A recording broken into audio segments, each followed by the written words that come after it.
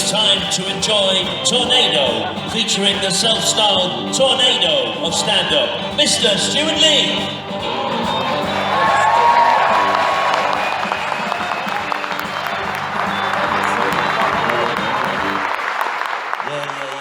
Yeah, I know what you're thinking. Stewart Lee's let himself go. Been a long couple of years for everyone. So, since you last seen me, Harrogate, I've gone blind, I've gone bald, I've gone deaf, I've gone grey. I've put on a lot of weight. I've put on so much weight, I'm now the sort of person who buys his shirts from motorway service station lorry drivers' clothing outlets. And I pay for them with points earned on a loyalty card from the West Cornwall Pasty Company. Developed high blood pressure and told to avoid stressful situations, so that's a good long-term strategy for a man whose job involves going out in front of thousands of strangers every night and being afraid. But I have to go for a checkup every 3 months at my GP, and I went in January to see the GP in Hackney, and the nurse, she sat me down there, the nurse, and she made a sort of sympathetic face. She doesn't know I am the nurse. She doesn't know that I'm the Times newspaper's world's greatest living stand-up. A lot of people don't, do there? There's some empty seats in the front row. Perhaps there was something else on in Harrogate tonight. So, she doesn't know who I am, and she made a sort of sympathetic face, the nurse, and she put her hand in a comforting way on my knee, and she said to me, "Is there anyone looking after you at home?" And she said, "Do you know, Mr. Lee, you're over 50 now, you're over 50 years old. If you go down to any Hackney Council-funded leisure centre, you now qualify for 3 sessions of chair-based activity." It's a low bar, isn't it, chair-based? Look at him, don't get him out of a chair, he'll die. I stand up for a living, it's in my job title. So I was blind, I was bald, I was deaf, I was grey, I was fat. Medical professionals thought I shouldn't get up out of a chair, so I was feeling pretty depressed about myself, right?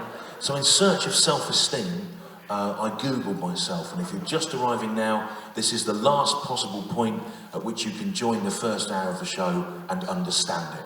And anyone coming in after this point hasn't got a chance. It's a very tightly written, narrative-driven album. Just letting you know that, because I've had some problems in this region with people that seem puzzled by the idea of a story. So, so I was feeling depressed about myself. So in search of self-esteem, I Googled myself, right, which you must never do.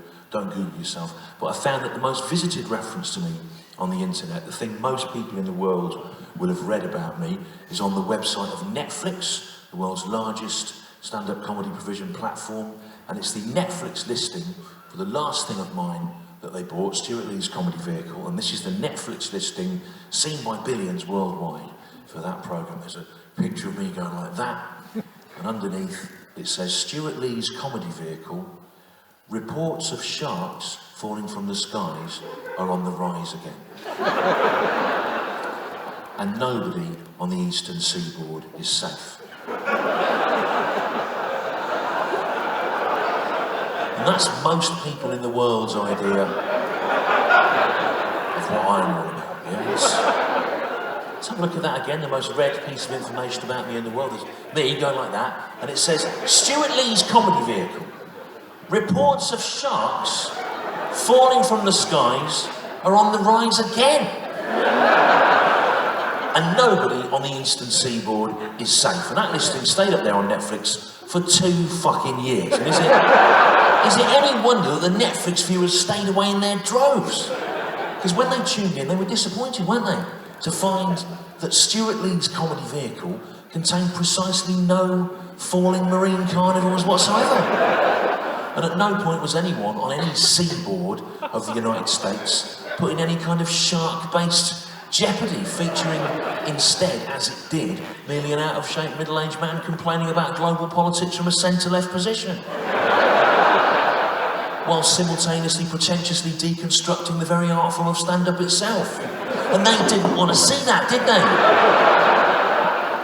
the Netflix viewers. No, they wanted to see the sort of thing that Netflix viewers like to see. Like Ricky Gervais's Afterlife. The televisual equivalent of a 9-hour crying wank. Oh, my wife's dead. Oh, there she is in the river on a boat. Oh, she's dead. Oh, there she is on the beach with the dog.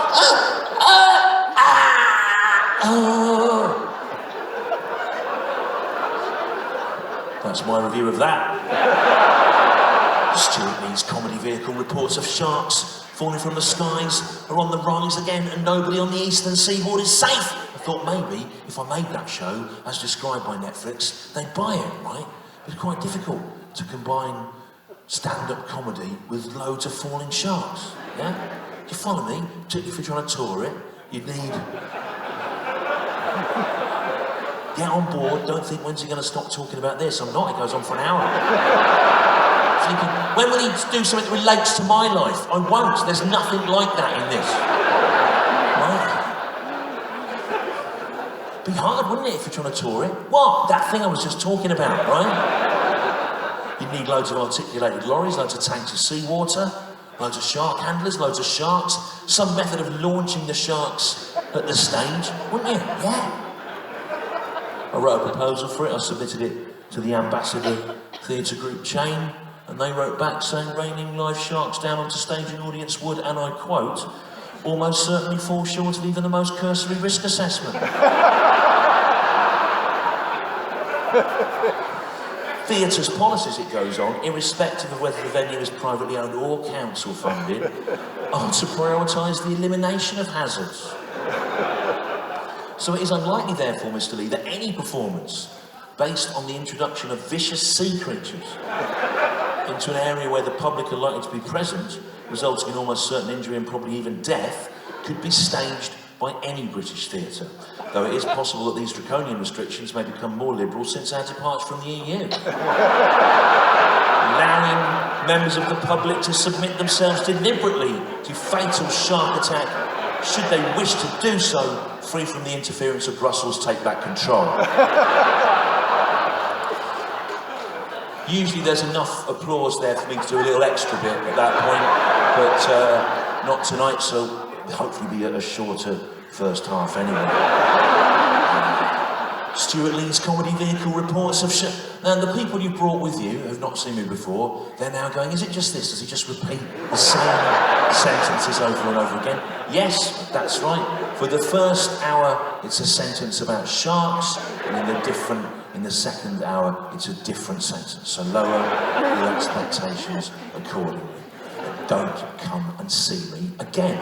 Reports of sharks falling from the skies are on the rise again, and nobody on the eastern seaboard is safe. I would go as far as to hazard a guess that being the world's main point of call for information about me for 2 years will have negatively impacted on the market penetration of my brand. So let's have a look at some of the Netflix listings for some of the other top comedians on Netflix. And let's see if in their case there's a closer relationship, or indeed any fucking relationship at all, between what Netflix have said they do and what they do. This is the Netflix listing for Dave Chappelle. If you've not heard of Dave Chappelle, he's massive in the States, and he's Rolling Stone magazine's the world's 9th best living stand-up. So you can snigger about that if you like, but I don't set any store by those lists of but the Times is probably better, isn't it? A journal of record. So it's a Netflix listing for Dave Chappelle.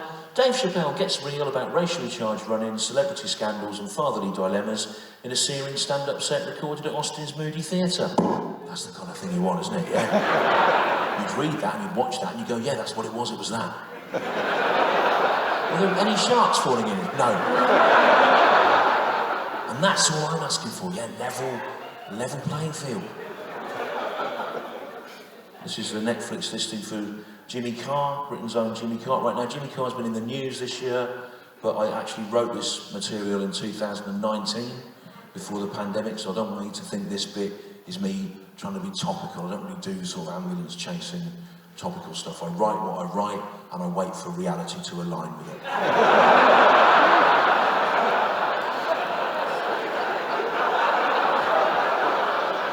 It's the Netflix listing for Jimmy Carr. Jimmy Carr, nothing is off limits except compassion, humanity, self-knowledge and shame. It doesn't say that. I've written that in. Let's read the real thing.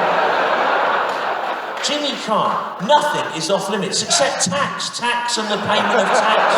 It doesn't say that. I've written that in. Let's read the real thing. Jimmy Carr, nothing is off limits except a 5-star review in a broadsheet newspaper. Got bloody loads. Times, Guardian, Independent, Telegraph, Mail on Sunday. That's right, Harrogate. Even the right-wing press must bow towards my obvious superiority. Let's read the real thing. Jimmy Carr, nothing is off limits except an honorary fellowship from a top university. I've got one and a parking space. Let's read the real thing. Jimmy Carr, nothing is off limits as Jimmy Carr serves up outrageous, he serves up his jokes, doesn't he? He serves them up. Some comedians deliver their jokes, don't they? Like timid little postmen. They go, hello, Mrs. Jenkins, hello. I've got a joke for you. No, you've got to sign for it, I'm afraid, love. Because it's racist. But Jimmy Carr serves up his jokes, doesn't he? He serves them up with a great big ladle full of jokes out of a massive hot steaming cauldron full of rape jokes. Get your rape jokes, rape, bring your dish, rape jokes, rape, ha rape. Those are awfully generous helpings of rape jokes, Jimmy. Are you sure that's cost effective? Doesn't matter, it's tax deductible. Let's read the real thing. Jimmy Carr, nothing is off limits as Jimmy Carr serves up outrageous jokes in a special that's not for the faint of heart. That's the kind of thing you want, and you read that, you watch that, and you go, yeah, that's what it is. It's that, and that's all I want, yeah? I would like it if in the Venn diagram of this, the circle of what Netflix have said my shows are could overlap at some point with the circle of what they are, rather than being two entirely free-floating spheres. Thursday, Harrogate, Venn diagram joke, not a big laugh for that, wasn't it? But 3 weeks ago in Oxford, that was the most popular. And you know, I've been doing this, 33 years now, and that is the thing about this job, is that every night and every town and every crowd is different, and that's why I'm fucking sick of it.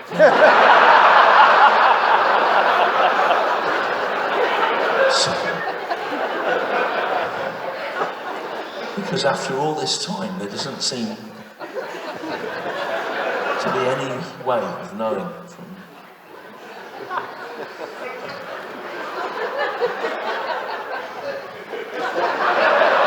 What's the point, really? Anyway, I was bald, I was blind, I was fat, I was grey, I was deaf, I got high blood pressure, shouldn't get out of a chair. And Netflix had told the whole world that all my shows was just fish falling out of clouds and stuff. I was feeling really down, you know, and then a friend of mine said, this'll cheer you up. You've got a really good review in the London Review of Books from none other than Alan Bennett, right? And I was very pleased to get a good review of Alan Bennett. Do people here know who Alan Bennett is? Not everyone, I think they might do here. It's probably because too many young people have come, haven't they? Or you've brought your fucking teenagers with you, haven't you? And you've gone, you really should see this guy actually, Jeremy.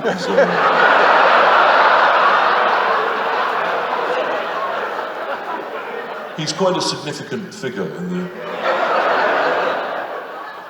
You probably won't understand. Me and your mother used to go and see him all the time in London before we moved up here in the pandemic. It's good he's come here. I didn't think that he would, but he has. You probably won't understand it, but when you're older, you'll think it's amazing that you were able to see it. And, course, he died soon afterwards.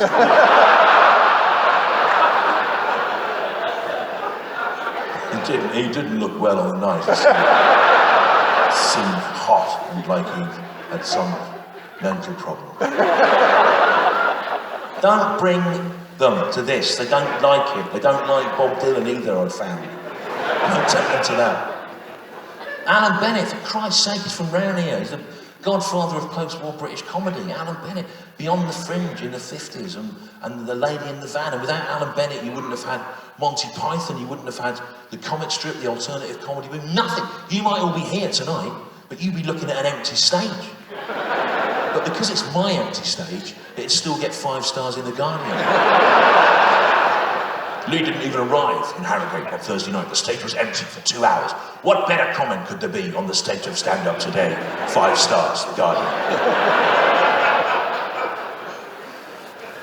But I was really pleased to get a good review of Alan Bennett, and I thought maybe I'd be able to meet Alan Bennett, and maybe I could become Alan Bennett's friend, right? Because I haven't got many friends who are comedians. And there should be a laugh there. There's always a laugh there, right? And that tells me you're not listening. I explained to you at the start, because of the trouble I had in Carlisle last night, that this is like a story, right? What that means is, when I've done a bit, you can't just go, oh, he said that, and forget it. You need to hang on to it, because it will inform the later stuff. And why there should have been a laugh there is when I said I haven't got many friends who are comedians, you should think, oh yeah, that's because he's been snagging them all off. Ha ha, right? Then the next line normally gets a different kind of laugh because it sort of doubles down on the original thing I've said. It's not meant to be there for clarification, it's meant to be there for the sheer fun of it. But if I'd not stopped here to tell you that you're not really firing on all cylinders, the second line would have been where both the understanding of the situation and the laugh came from. Now, I know it's been a long 2 years and we're all out of practice, but I think it is irresponsible of you as an audience to have come out to this when you're so clearly ill-equipped to process it, right? So I want you to be switched on and to start listening, right? Because this is a 5-star show, right? And it feels like a 4 because you're just sitting there and you're going, oh, what's he going to say next? So butt your fucking ideas, right? Okay? There's no incentive for me to make an effort and try and do it well if you're just going to go, oh, I wonder what that means. What it means is what I've said. I did it really well. I don't know, I've not got many friends who are comedians. And you're supposed to go, it's too late now. There's no need doing it sarcastically because you missed the point the first time out. So just listen and think, oh, what does that... Like, you know how this works. It's like when you're talking to someone, right? You have to remember the first bit of the thing they've said, don't you? Because it might relate to the later thing.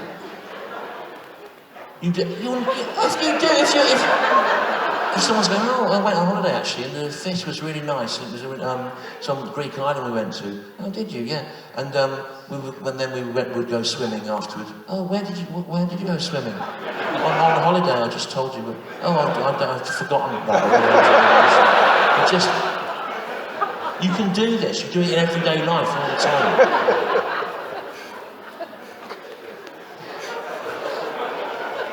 It's not, you know. I'm not going to come here again because it's just. This show isn't written for bored simpletons to just stare at it. Fucking switch on, get your shit together. Anyway, blah blah blah. I was hoping I could be Alan Bennett's friend. I'd seem to have.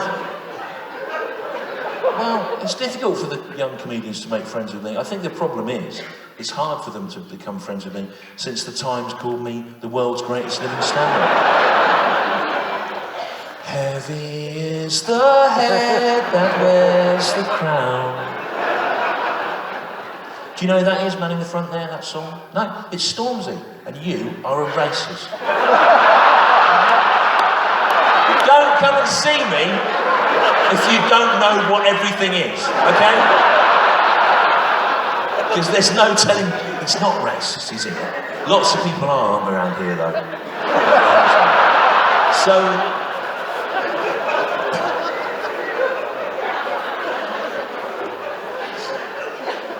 it's not, isn't it? So, there was one particular young comedian I did want to make friends with though, because he'd done something that inspired me to carry on when I was going to give up. I would tell you who it is, he's on TV all the time, you would know him, but I'm not going to, because when I did meet him, it went really wrong. This is what happened, right? We were both on the same big charity bill at the London Palladium, and I thought, great, I'll get to meet him, because usually he's got all minders around him and stuff, right? So, he was on stage doing his act, and I thought, what I did was I hid in the sort of curtain bit here.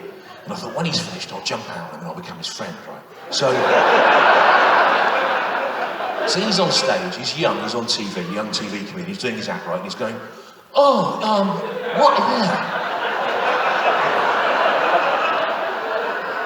what is it, right? Yeah, when you go in the shop, yeah? And you go in the shop and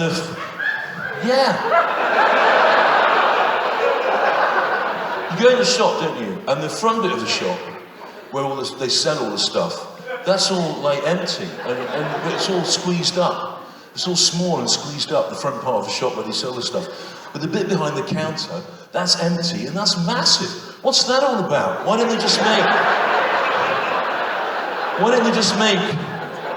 the front bit of the shop where the stuff is really big, and the bit behind the counter small? What's going on there? And all the audience are going, ah!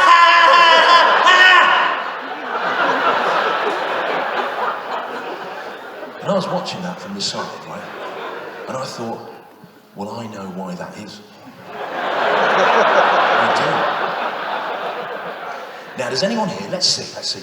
I don't pick on people, by the way, I pick on the audience as a whole and not as individuals, right? So just help me out. Does anyone here know why it is sometimes in the financial interest of a shopkeeper to try to reduce the floor area of the bit where they sell the stuff? Anyone? What? Something there? No? Right, okay, well, every other town, someone's known, right? And this is just a quick bit. No one really, out of 900 people, no one's got any idea why they might make the shop small. What? You buy more. So you buy more? No.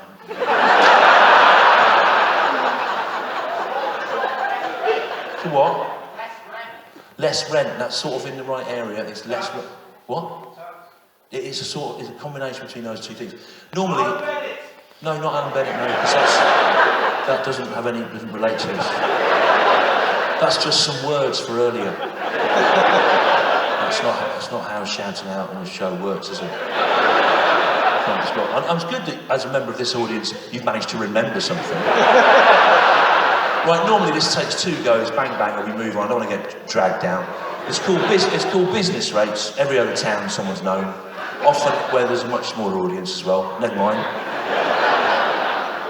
Business rates. You pay a higher, and also this fucks up a bit later on, right? Where I normally refer back to the person who said business rates, and we normally have a chat about what they do, and then I bring that back in about 50 minutes in, but we can't do that now, so we'll have to see, won't we? Fucking hell, Jesus. It's called business rates. Every other town in Britain's always known. You pay a smaller business rate depending on the floor space of your shop, right? And so I thought I'd better tell him that. Because he didn't know, and someone might shout out, not in Harrogate, you'd have no risk there. He could do his entirely flawed act, and someone would just shout out 2 lines from an earlier bit that had no relationship to what he was talking about now. He wouldn't have to worry here, would he? But normally it might be a risk. If it was my normal audience and he was going online about shops, someone would have gone, it's business rates, and he'd gone, oh no, right, but anyway. Do you understand anything that is going on here? Okay, the normal thing I do with the show has failed because you don't know anything. So I'm doing a sort of meta improvisation off the top of my head where I rewrite the show so it's relevant to an audience that doesn't understand it, okay? Right, so, God. The problem is you do it 200 times and everyone always gets it, and then you come here and then you fucking...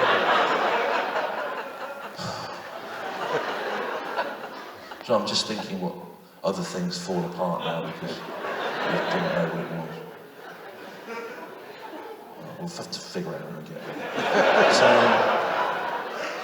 business rate. So I thought I'd better tell him that, right? But I have a problem, right, I found when I try and tell people things, it normally seems to annoy them. I don't know why.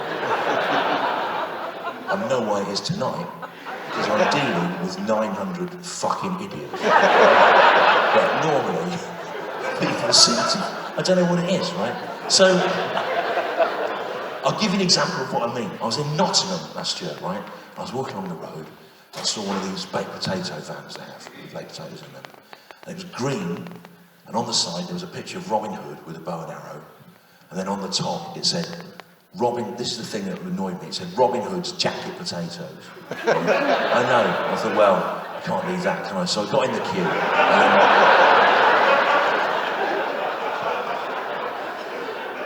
After about 25 minutes, I was at the front, and the woman, nice Nottingham woman, you know, she went, "Hello, me ducks, can I help you?" And I said, "Yeah, is this your jacket potato van, Robin Hood's jacket potato?" She said, "Yes." I set it up with my husband about 35 years ago. He's passed on now, but I like coming in here every day and doing the potatoes. I went, "Oh, and that's nice. And was it your idea to call it Robin Hood's jacket potatoes?" And she said, "Yes, well, he was from around here when he Robin Hood, Nottingham, so I've called it that." And then, yeah, it's just, it doesn't make any sense, really.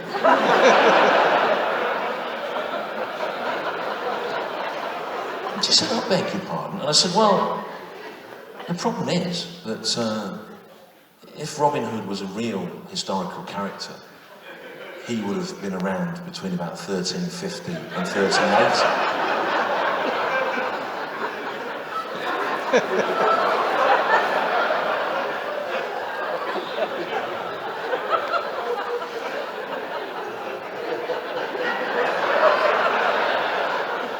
But potatoes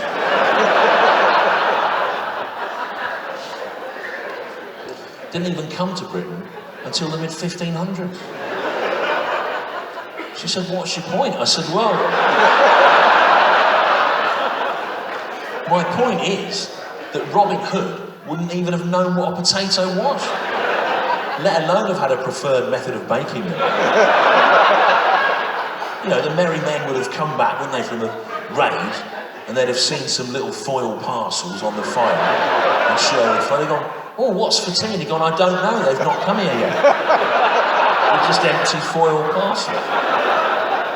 She said, "Do you want a jacket potato or not?" I said, "I don't want a stupid one from you, because you don't know anything about them. I'd get one out of a bin on the way home, you know." Then people started shoving me around. So that's what, you know. So I thought I'd better tell this kid that his act was wrong, right? So he was coming off. So as he finished, I jumped out and I went, "Oh, can I talk to you about your act, please?" And he went, "Well, it looks like you're going to." And I said, "I am, yes, because it's wrong, some of it, and you need to look at why that is." I said to him, "You know the bit when you were talking about the floor space of the shop and why it's small, do you know why that is?"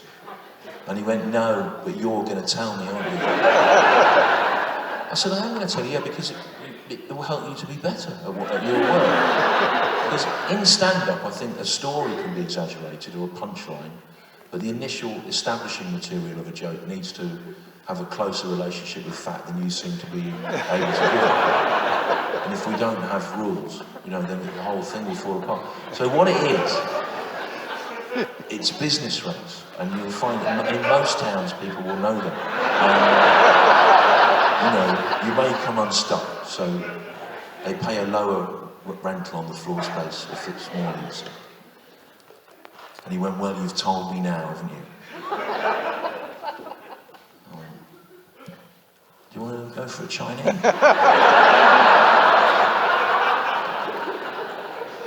And he just walked off. Josh Widdicombe, that was.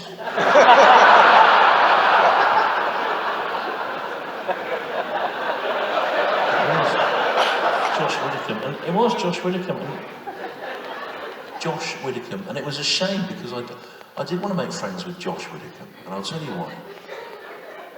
Because about 15 years ago, he did something that inspired me not to quit when I was going to quit. What happened was about 15 years ago, I didn't realise, but I've been going progressively deaf, and I got to the point where I couldn't really hear audiences at all. I think that's partly why I developed this sort of belligerent stage persona.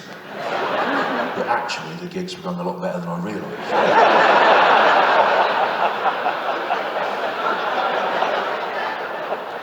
And I've got hearing aids now, I'm all right, listen. There they are, feeling that.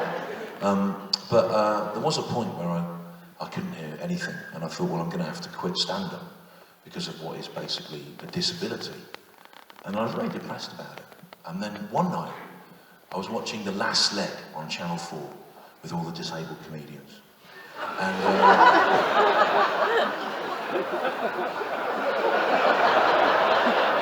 And Josh Widdicombe came on. And I thought, well, if he can do it,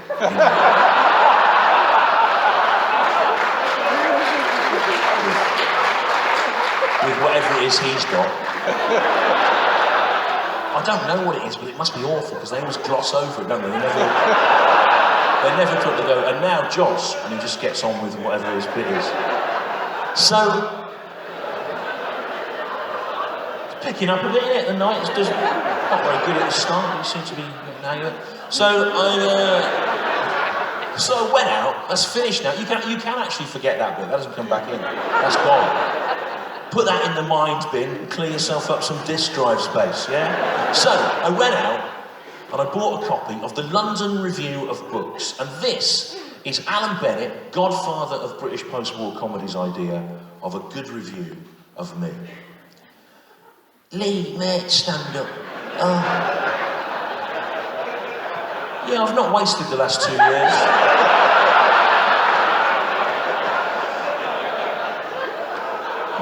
I've been learning all the impressions, all the different impressions. Alan Bennett, all the impressions. Lee, mate, stand up. Almost a moral pursuit.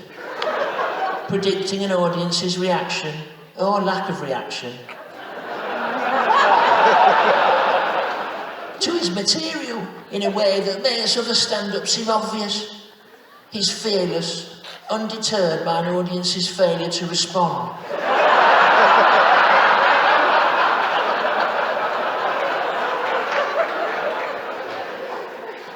Irving Goffman would have liked Stewart Lee.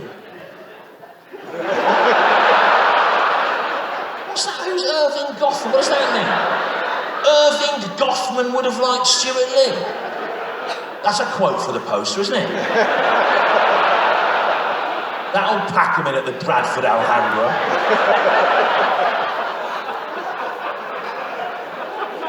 It's austere stuff. Stewart Lee is the J.L. Austin of comedy. What does it mean? J.L. Austin, Irving Goffman. Irving Goffman would have liked Stewart Lee. I googled Irving Goffman, right? Irving Goffman is the most influential American sociologist of the 20th century. His major areas of study include the sociology of everyday life, social construction of self, social organisation of experience, and particular elements of social life, such as institutions and stigmas. And he would have loved me, wouldn't he, Irving Goffman? He'd have been flailing around in a tsunami of his own urine by now. Stewart Lee is the J.L. Austin of comedy. Right, J.L. Austin was a British philosopher of language, perhaps best known, if at all, Alan. For the theory of speech acts, Austin's work ultimately suggests that all utterance is the doing of something with words and signs, challenging a metaphysics of language that would posit propositional assertion as the essence of language and meaning. And I'm the him of this. I'm the him of this. And if you've come along here tonight, hoping to see 2.5 hours of the kind of J.L. Austin influenced stand-up that Irving Goffman would have loved, then you can fuck off, because it's not going to be that, is it, you fucking idiots?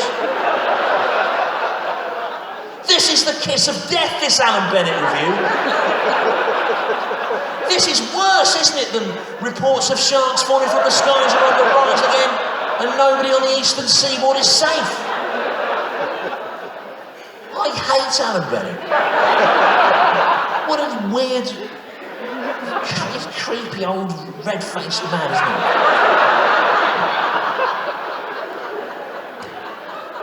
Actually, come to think of it, do you remember Alan Bennett when he trapped that old woman in that van? For about 3 years, and he didn't do anything, did he? He just used to stand in the window laughing.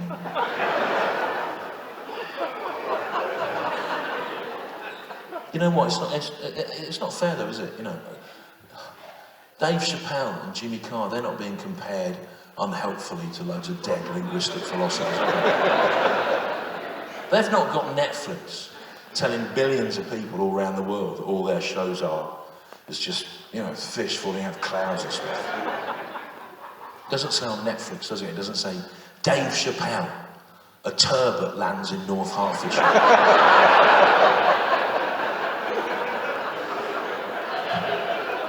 And a woman in Hitchin is bewildered. It doesn't say that, does it? No. Because he's got... I'll tell you why, because he may not know him, right? But he don't seem to know a lot of things. But he's a big deal. He's got Hollywood superstar status, Dave Chappelle. Some of it earned, some of it manufactured. In fact, last year, Dave Chappelle's Hollywood People, they sent out a press release. And it said, Dave Chappelle is so massive, he has played over 1,600 shows in the last 4 years. Now, I worked that out, right? That's more than one show a day. Which is possible, but only if Dave Chappelle lives permanently on a private plane that is always flying in the opposite direction to the Earth's rotation. That's not a great joke, it's a bit garbled, but you'll need to remember that one because it sets up a better joke a bit later on. Okay? So log that one, alright? He's got Hollywood status, Dave Chappelle, he's a star, and I saw how this works, close at hand, right? And here's how. Now, every time I write a new show, I run it in for about 6 months, 6 nights a week, at a little 350-seater theatre in Leicester Square in London, the Leicester Square Theatre.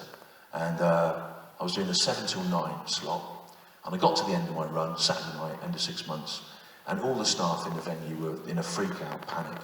Because what had happened, for one night only, the 9:30 doors, 10 o'clock show was a sort of try-out, test the water in London show by American Hollywood comedy superstar Dave Chappelle, right?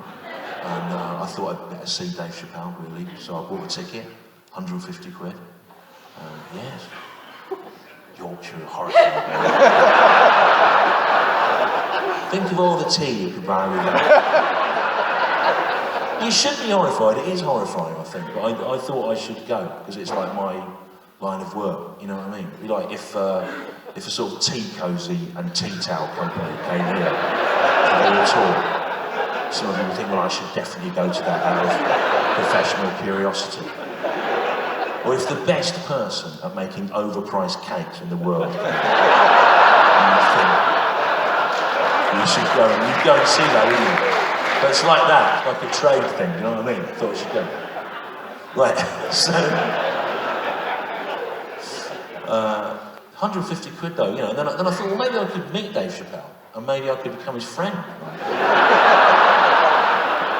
Why is that laughable to you? I find that quite offensive,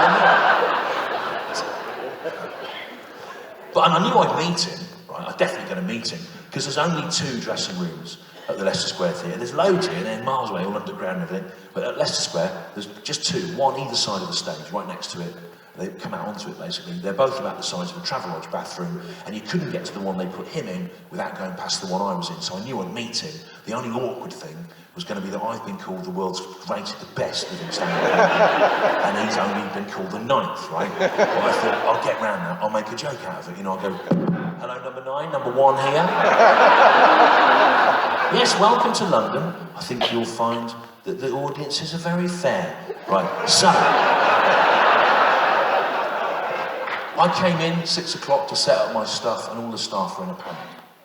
Because what had happened was, Dave Chappelle's Hollywood People, they'd sent through a rider, that's a kind of list of what you want backstage, right? I've got 3 tea bags here, that's what I've got, right?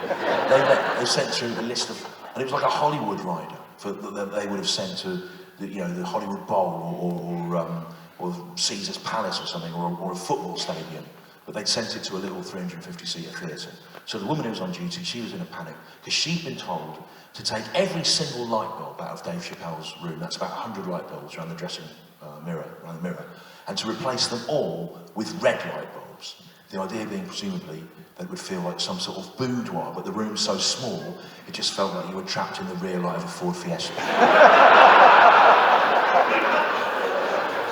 There were people carrying in buckets of champagne on ice. I've never seen that. And the weirdest thing of all, on the one flat surface in Dave Chappelle's dressing room, at his insistence, there were 2 rotisserie chickens spinning on their own rotisserie skewers. Red lights, champagne on ice, and 2 rotisserie chickens on their own rotisserie skewers. Now bear in mind, Dave Chappelle's done over 1,600 gigs over the last 4 years. At 2 chickens a gig, that's nearly 3,500 chickens. That's not a backstage rider, that's a pogrom against poultry. Red lights, champagne on ice, and 2 rotisserie chickens on their own rotisserie skewers. That's not a backstage rider. That's a shopping list for a date with a woman who you really want to sleep with, who you've been told really, really loves rotisserie chicken.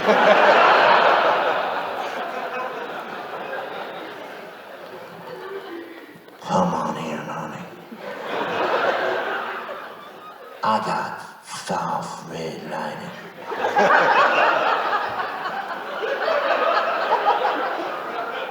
I got chilled champagne on ice.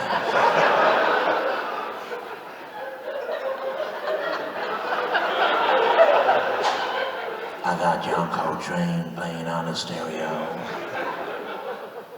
I got fine wine in the freezer. And honey, 'cause I know what you like. I got 2 fine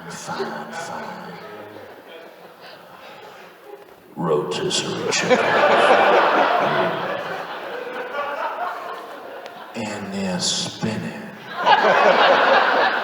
all night long on their own rotisserie skewers. Yeah. And all of that hot chicken juice is bubbling up out of the chicken. And it's dripping down, honey. That hot chicken juice is dripping down.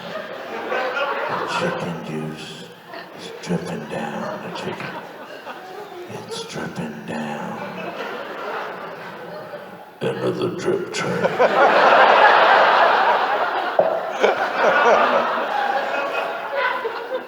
And if you like, honey, 'cause I know what you like, you can lap that chicken juice up straight out of the drip tray.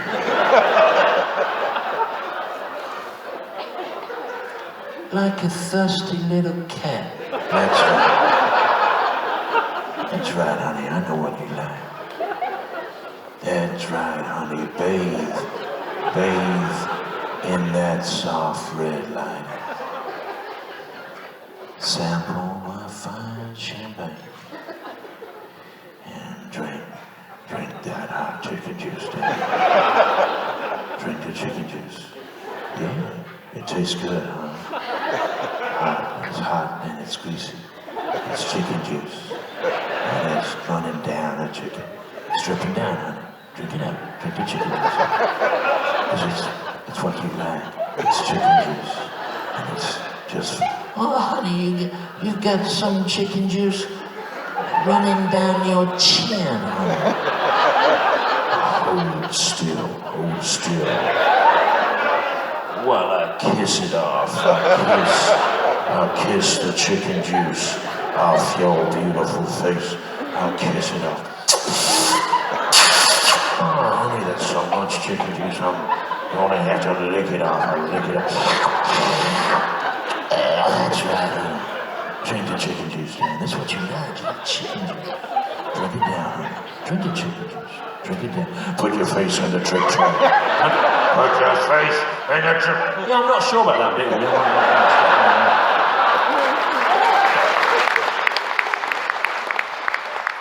Red lights, champagne lights, and 2 rotisserie chickens on their own rotisserie skewer. That's just a display of status. That backstage rider. Do you know what my backstage rider is? Pork pie, tin of Bovril, unpublished Franz Kafka manuscript. Too much to ask. So, I was doing my show. I was supposed to be down at 9. Sometimes it's easy for shows to overrun. This is supposed to be an hour. I don't know what it will be because because you didn't know the answers to anything. A lot of those bits have gone short, but then I've had to stop to explain things, which has made it filled in that gap. So I don't know, but. Should be about an hour, about hour 4, I think, this tonight. But when Dave Chappelle was on, I came down 2 minutes early. I didn't want to inconvenience him. I wanted to give him maximum time. 8:58, I finished. By 9 o'clock, I was in the bar celebrating the end of my 6-month run and drinking with a view towards being drunk by the time that Dave Chappelle's 150 quid show was supposed to start at 10 o'clock. Because I don't know about you, Harrogate, but I can't really relax or enjoy anything unless I'm drunk. Because the voices come, don't they? Especially at night when you're out, you know, and they go, kill yourself, you fucking... No. But if you're drinking, that will make you quiet, won't it, for a bit? You know what I'm talking about. Did you find, actually, you know, we've all done it. Did you find under lockdown it was worse, if anything, wasn't it, the voices? Because they would come in the day as well as at night.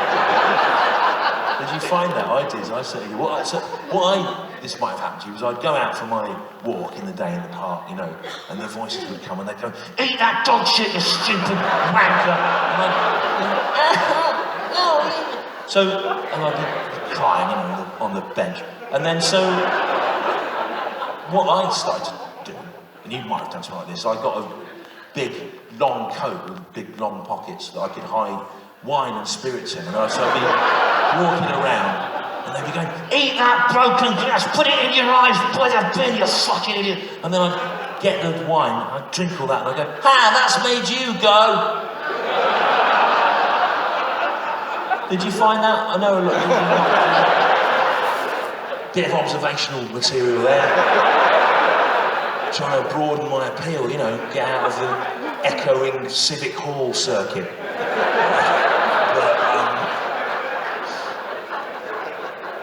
So anyway, I was there on 9:30, the doors opened for Dave Chappelle. The Americans make you hand your phones in, they make you lock your phones away. I won't send any phones out tonight, but I don't want to get to policing it. And then 9:30, the rotisserie chickens were spinning at the side of the stage. But it wasn't like Wembley, where the dressing rooms are a mile away, they're just there. So 9:30 on a Saturday night, there's loads of drunk Londoners coming in and going, do they do chicken here? Can you get chicken sent to the table? I sat down in my 150 quid seat, 9:45. I knew Dave Chappelle wasn't even in the building. I'd have seen it. It got to 10 o'clock, 150 quid show supposed to start, nothing happened. I knew he wasn't in the building. It got to 10:45, an hour and a quarter after doors, 45 minutes after his 150 quid set was supposed to start. He still wasn't in the building. Suddenly, unannounced, this little bloke comes out. Neil Brennan, he's quite a good American stand-up. He writes for Dave Chappelle.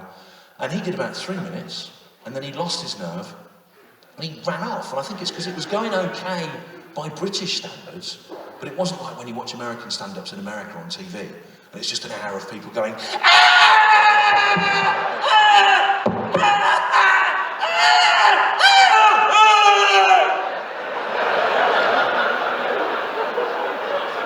you know, the guy comes out and he goes, Boston, and they all go, yes, that's where this is! He's just said the name of where we are now! God!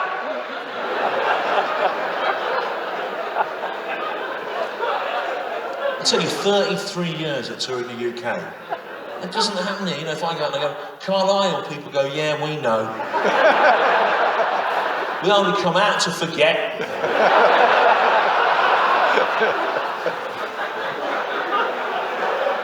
So he runs off, this Neil Brennan. Then it gets to 11:15, an hour and 3/4 after doors, 75 minutes after the 150 quid set's supposed to start. Dave Chappelle's still not in the building, I'd have seen him. Suddenly, unannounced, Jimmy Carr comes out for a type 10 of rape and anti-gypsy stuff. Then he goes off. Then I see Dave Chappelle sneak in by the front bit and go round. Then 10:30, 2 hours after doors, Saturday night, 90 minutes after the start time, 150 quid, unannounced. Dave Chappelle sort of shuffles out and everyone's confused and there's a weird sort of smattering of applause. And then I felt almost patriotic as a lone British voice shouted out, "Why are you late?"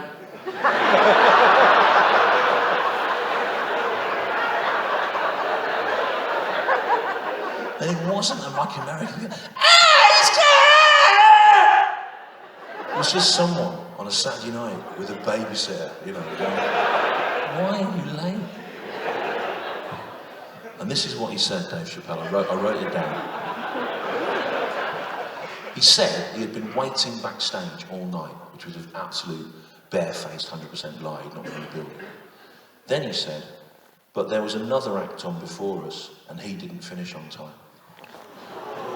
Yes, thank you. Far from becoming my friend, American Hollywood superstar comedian Dave Chappelle just threw me under the bus.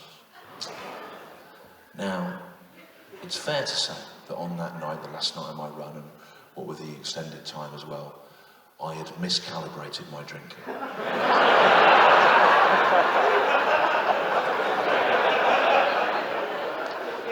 So he came out, he said I'd made him late, so I jumped up in my seat and I went, "No, fucking didn't, I was down at 8:58, fucking hell!"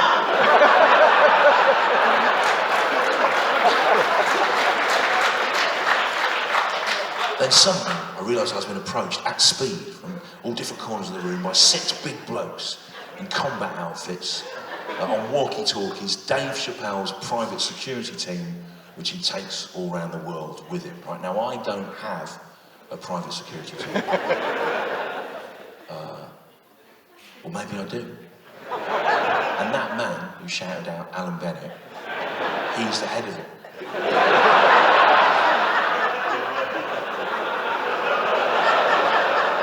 And if he shouts out Alan Bennett, that is code, meaning he's done a sweep of the building and there's nothing to worry about.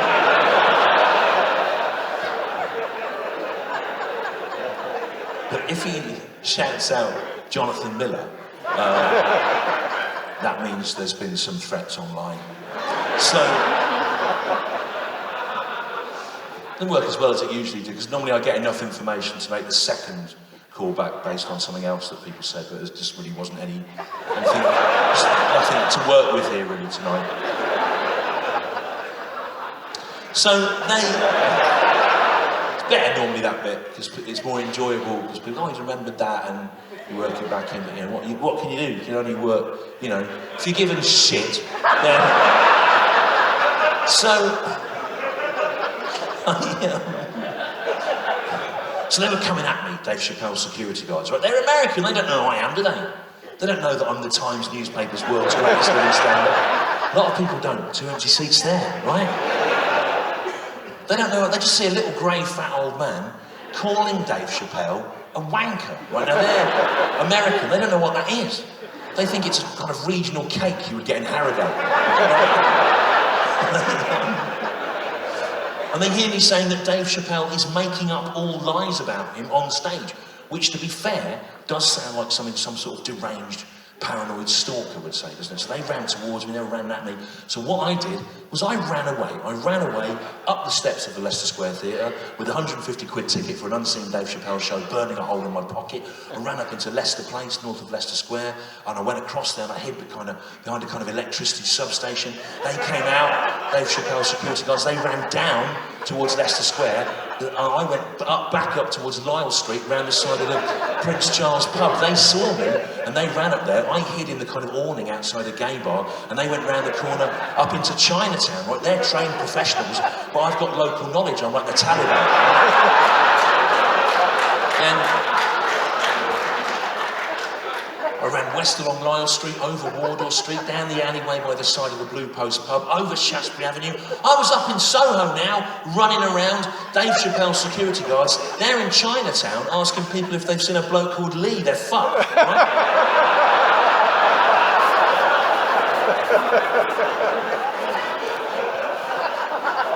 Then I run into this little alleyway, Walker's Court. It used to be all sex shops, there's a weird kind of bridge over it, and I tucked myself into the doorway there, shivering, shaking, drunk, paranoid, afraid, and then I realised I was in the doorway of what in 1979 was the entrance to the Comic Strip Club, where Alexei Sayer and all that crowd sort of invented alternative comedy. And when I played that gig in 1989, it used to be booked by Eddie Izzard, and I remember at half-time we used to have to share our dressing room with the male strippers from the Raymond Review Bar next door, who were appearing in a show called Carnival of Erotica, right? Which was neither of those things.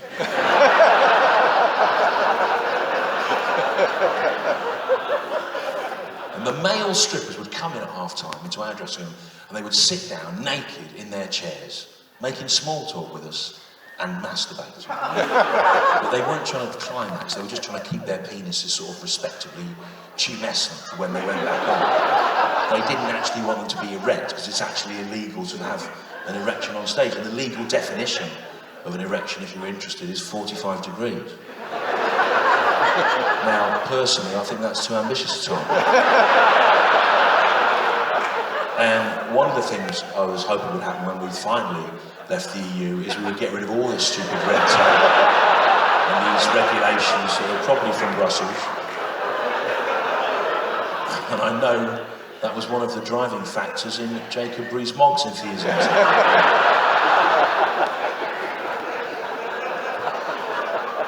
Well, I was 20 years old. I was sitting backstage in a nightclub in Soho, looking at naked men sitting in chairs masturbating. It was everything my gran had warned me showbiz would be. It was chair-based activity of the very worst. And as you're getting there, aren't you? You're getting there. And it's good fun, isn't it? Remembering things and, you know, getting your brain in gear. It's good fun, isn't it? It's good to be out. Good to be out anyway, isn't it? Good to be out in the little window of opportunity between the pandemic and the war. Good to be out. And as I stood in that doorway, shivering, shaking, paranoid, drunk, afraid, I found myself getting depressed and remembering all the comics I used to play that room with 33 years ago, and they were the greats to me, and they've all given up now, or died, or forgotten. Malcolm Hardy, Johnny Immaterial, Faye Presto, Ian Cognito, all gone, and they were the greats to me, and they weren't on any of those lists that Dave Chappelle's on, those lists of the 100 greats, and all the people on those lists, if you ask me, they've compromised, they've sold out, and I'm on some of those lists, and I don't know why, because all the people I think are any good are dead, and they're not on those lists, and if I was any good, I'd be dead, I think, and then I suddenly felt a hand on my shoulder, and I thought, this is it, payback, and I spun round, but it was one of Dave Chappelle's security guards. And he said to me, Stewart Lee, and I said, do you know my act? And he said, no, but I've read about it on Netflix.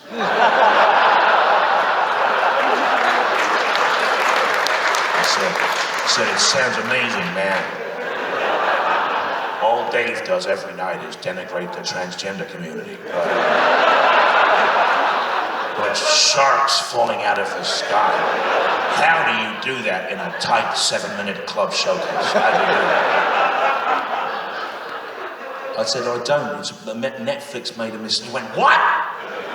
We should have kicked the fuck out of you in that club shouting out like you did. But you know what, son? I'm going to let you go from this place. I'm going to give you a chance to make something of your life. If you promise me that you leave this place and you work out how to do your act as described on Netflix. So I thought a deal's a deal, fair enough, right? So I Googled the phrase, reports of sharks falling from the skies are on the rise again, and no one on the eastern seaboard is safe.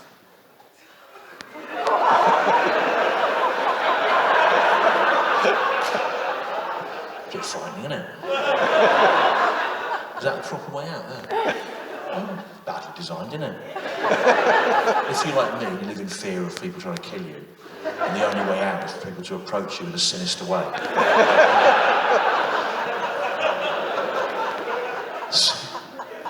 Sinister sort of curtain over it as well. Is he going to come back through there? Anyway, it's a shame. There's only about 2 minutes left, and it's paced, you know, to build towards the end, and then oh well. The middle sort of 40 minutes was good, wasn't it? Took about 20 for you to get going, and then just as you were cresting, one of your own sabotaged you. So,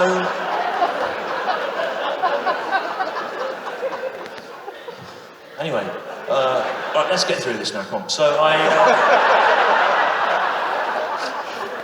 was laughing then, you see, I enjoyed that, I made myself laugh then. How funny I was. I don't normally do that, because obviously my persona is predicated on the idea that I don't like doing this, but you just saw that I did like it. I was laughing away. Like, for a moment, I realised what it would be like to be Kevin Bridges. Absolutely loves his own act. And after every joke, he's laughing away. Like he's never heard them before, as if he's had a brain injury or something.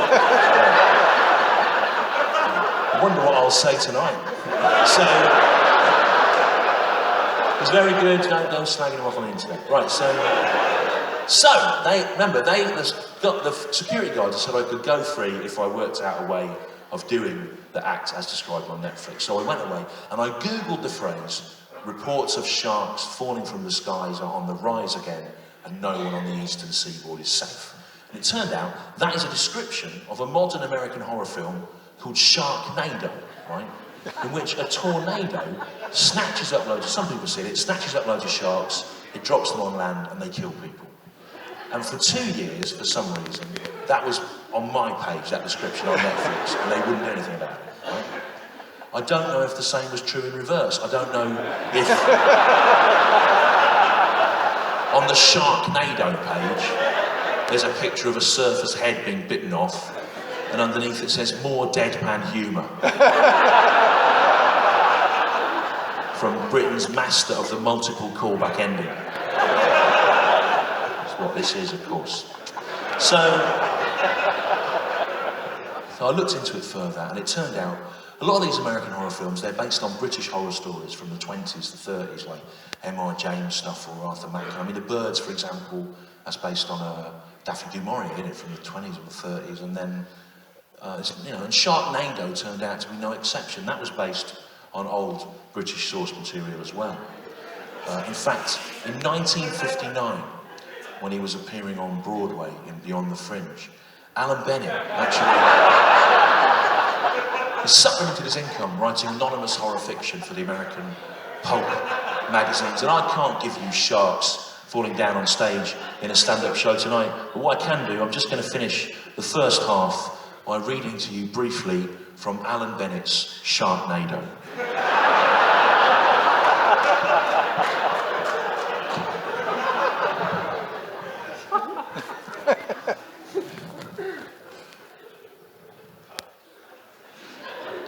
Nora. Watch the gathering breeze blow the dandelions bare in the front garden as she anxiously awaited the grocery. It would ensure Colin's 70th birthday celebrations were well stocked with wines, cheeses and nibbles. Friends and relations had been summoned to the couple's neat semi, and Nora had planned every moment of the event in meticulous detail, from the admittedly rather squeezed seating plan. Some guests were going to have to eat their dinners on the kitchen sideboard. To the songs and speeches that would follow Colin's birthday meal, there was only one blot on the horizon. Well, there should be a big laugh there.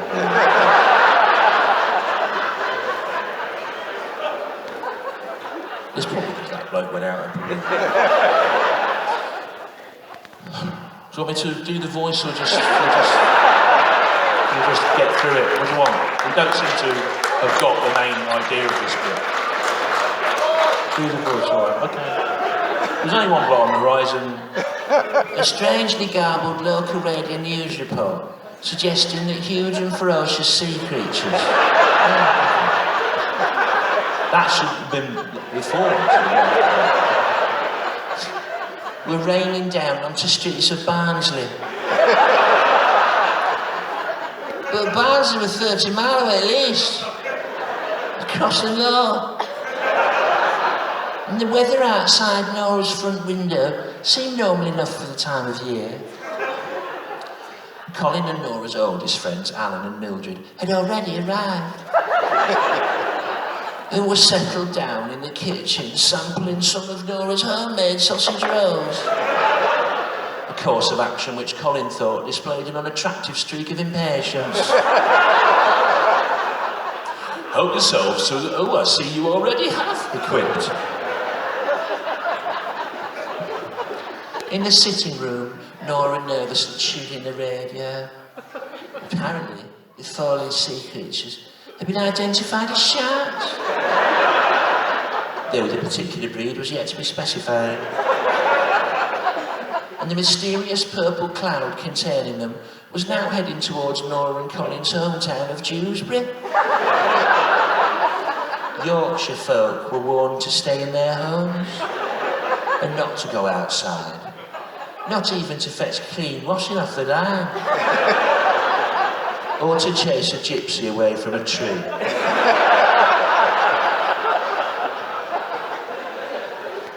Nora looked back into the open-plan kitchen diner. The sideboard at which Alan and Mildred were sitting, munching the nibbles, was situated in what suddenly seemed a somewhat perilous position, directly beneath the rather flimsy-looking glass skylight. Nora nudged Colin, gestured towards it, and whispered to him quietly so as not to alarm their guests. Colin, reports of sharks falling from the skies are on the rise again. And no one eating on the sideboard is safe. But it was too late. The first of the sharks crashed without warning through the shattering window, and shards of glass embedded themselves in a ham and tomato quiche. Nora looked up from the ruined celebration flan to see the falling shark, the great white, she thought,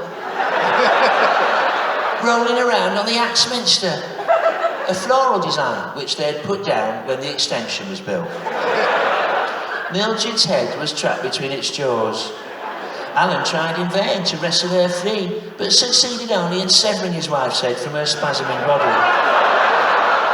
Without even a moment to grieve, Alan found himself in mortal combat with the displaced sea creature, its massive tail thrashing around the room, sending sausage rolls and vol au vents flying, many of which were crushed into the carpet, creating stains, which would be difficult to remove at a later date, even for Nora, who had worked in the dry cleaners for a short while, after leaving the dentist's. Other guests had arrived in the front garden, which was now awash with dozens of falling sharks, their huge jaws making mincemeat of the fleeing pensioners as the newly tarmac driveway foamed with blood, the garden path slippery with disgorged human intestines. 4 spleens, for example, and a number of pancreases. It was then that a crestfallen Nora had to accept the facts. Colin's 70th birthday party was not going to go quite as she had planned.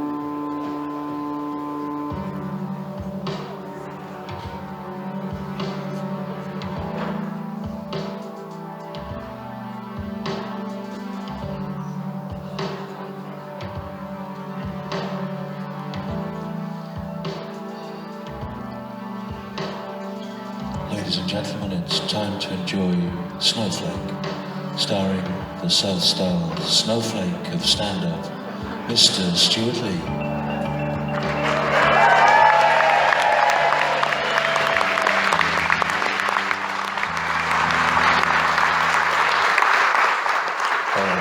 Thanks for coming back. This half of the show is called Snowflake, and it's about how I, as a 1980s politically correct liberal snowflake comedian, are no longer sure exactly where I fit into a comedy circuit that is drifting away at some speed from the liberal orthodoxies that originally characterised it. The station always open with your funniest line. Do you know, there are millions and millions and millions of snowflakes, and every single one is different. But there are only 3 members of the 80s pop group Bros, and 2 of them are identical. Yeah, see, I can write jokes like you would like, but, you know, I'm not interested in it. So, right, the idea of this set, okay, it's supposed to look like a sort of 1970s BBC light entertainment Christmas show, the sort of show where if you Google it now, all the guests are in prison.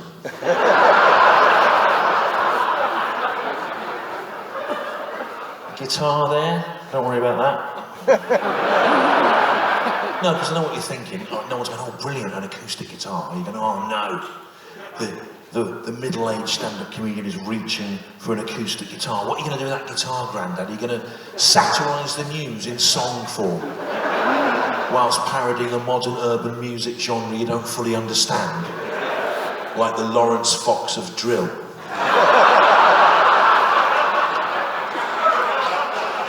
You like that, Lawrence Fox of drill? You know, I don't even know what drill is. I said to my 14-year-old, I said to him, I'm trying to write this joke, and I need a 1-syllable word of a modern name of some music for it to work. What should I say? And he said, say drill, Dad, and stop breathing so heavily. So I've said that, Lawrence Fox of drill. That went all right, didn't it? But, like I say, I don't know what drill is, and my son, he doesn't know who Lawrence Fox is. So there's a joke. It's been co-written by 2 people, neither of whom fully understand it. It's not made a blind bit of difference, has it? Which makes me wonder, what is the point of spending days, weeks, years trying to write accurate jokes when you might as well just come out and say a load of stupid non sequitur nonsense, you know, like Noel Fielding does. Come out and go, oh, Tony Oxley has put a llama hospital in the...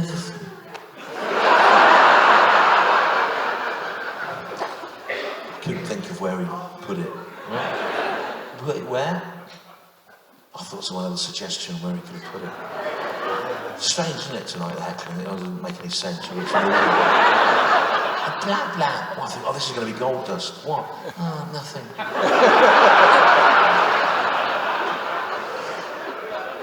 It's hard to do that stuff, right? That Noel Fielding surreal stuff. Because I was going to say he's put a llama hospital in the meadow, and I thought, oh, I can't say that because you could have one there. And each bit has to have no relationship. It's much harder than it looks, actually. I've gone from disparaging Noel Fielding to thinking he's a genius in this space. Anyway, don't worry about that guitar. That comes in at the end for about 2 minutes. I sing a sort of mawkish song that underscores the liberal message of the hour.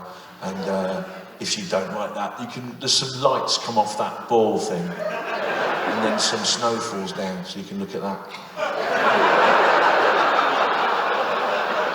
I've got some of the snow actually from last night. There it is in my pocket.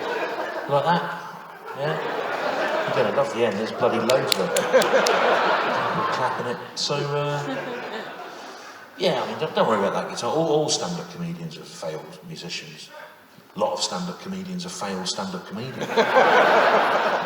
I'm a failed stand-up comedian. I spent the first 20 years going to silence every night, no laughs, dying, night after night for 20 years. But I didn't give up. And in the end, people assumed it was deliberate. And they went, he's actually a genius because nothing he says is funny ever, is by accident. It's a fantastic refutation of the rules of the genre, 5 stars The Guardian.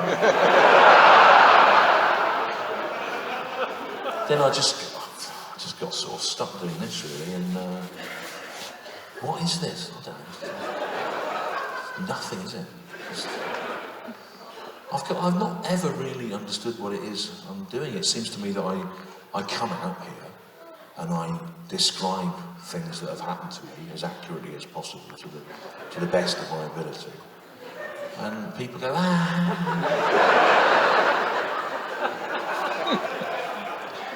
For example,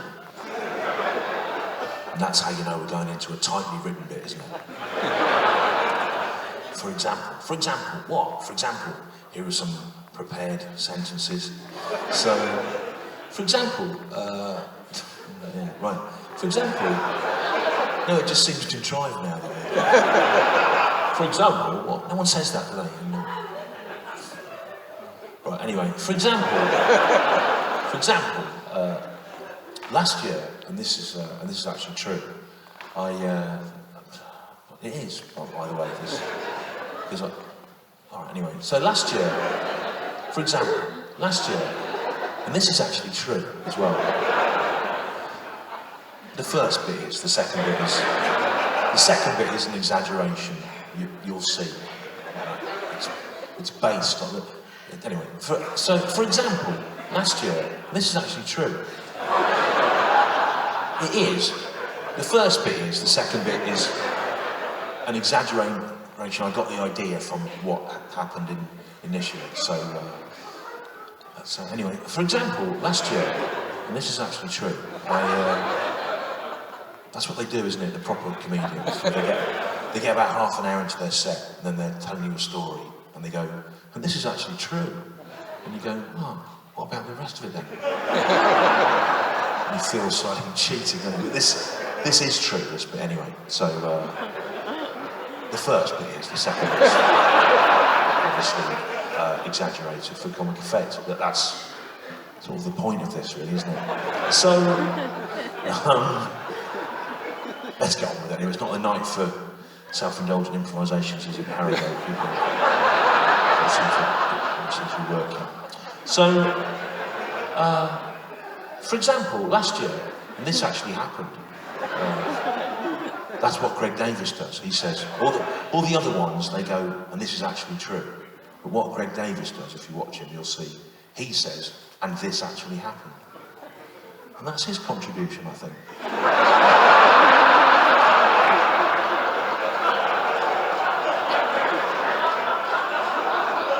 That's what he's brought to the table. So, anyway, for example, last year, and this is actually true, and this actually happened. It did. This actually happened. This is happening now as well, if you're thinking about it. Is this happening now? Yeah. This is actually, what? It's actually happening, but I'm sitting here watching a man saying, this is happening. Yeah, this is happening. Have I paid for this? Yeah. Is this the world's best living state? It is, yeah. But it doesn't appear to have any content. I know. That's how good I am. Anyway. So, people are clapping now, and for what? For nothing. Nothing's happening. This is going better than the line, there was only one blot on the horizon did in the first one. That is much better than anything I've done so far in the second half. People are going, oh, I'm enjoying the second half. It's better, isn't it, than the first half? No, it isn't. The first half's better. And you've just got in the mood, haven't you? You've got in the mood. At half-time, you had a little drink, didn't you, with the person that brought you, and you've not seen him before, and you went to him, do you think he's good, Graham? And Graham's gone, yeah, I think he's really good. And you've gone, oh, I do as well. And now, everyone's going, Anyway, for example, you make me sick, to be honest. I'm sick of it. For example, last year, too many, innit? 980, we'll go back to the other theatre next year, and then the people that have come along at the last minute have thought, oh, there's some comedy on, let's go to that. They won't be able to get a ticket, and it'll be better. So, anyway, for example, last year, and this actually happened, right? It did, the first bit did. Last year, and this is true, I was bitten in the leg by a false widow spider. I was, so I went to the hospital, and they prescribed me anti-inflammatory drugs, and they sent me to see a doctor of tropical medicine. Now, the bloke in before me He'd been bitten in the leg by a false widow spider as well, but he had a false leg.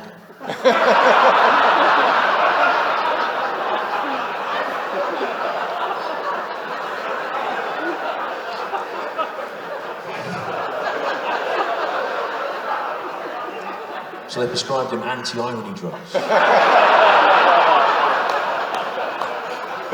And they sent him to see a doctor of philosophy. That went alright, didn't it? Who'd have thought?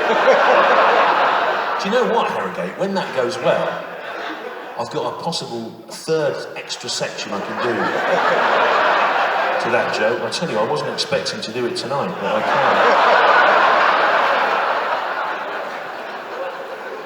Here it is, yeah. Possible extra third section. This is what we, if there's any comedians in, we call this a topper. When you've basically done the joke and you could leave it, but you think there might be a bit more in the tank, so you put a little extra bit on the end. Possible third section here to the false widow spider joke. Right, here we go. The wife of the man, it's already been worth it for some people, hasn't it? They're going, oh great, he's got a wife. Brilliant, what's she going to be like? Quite a character, I expect, given that she's appearing in a joke. She's bound to either change the direction of the narrative or at the very least alter the perspective from which we view it. Otherwise, what's the point of her? She's just a passenger in the joke, isn't she? Just a passenger. There's no passengers in my joke. Not in my material's lean. It's cut to the bone. There's no dead wood. There is, isn't there? There's loads. That's why that's funny. So. Anyway, possible third section. Let's get through this now before the goodwill evaporates. Different, isn't it? It's different feeling after an interval. What you're like now, that's what other towns are like at the start. The wife.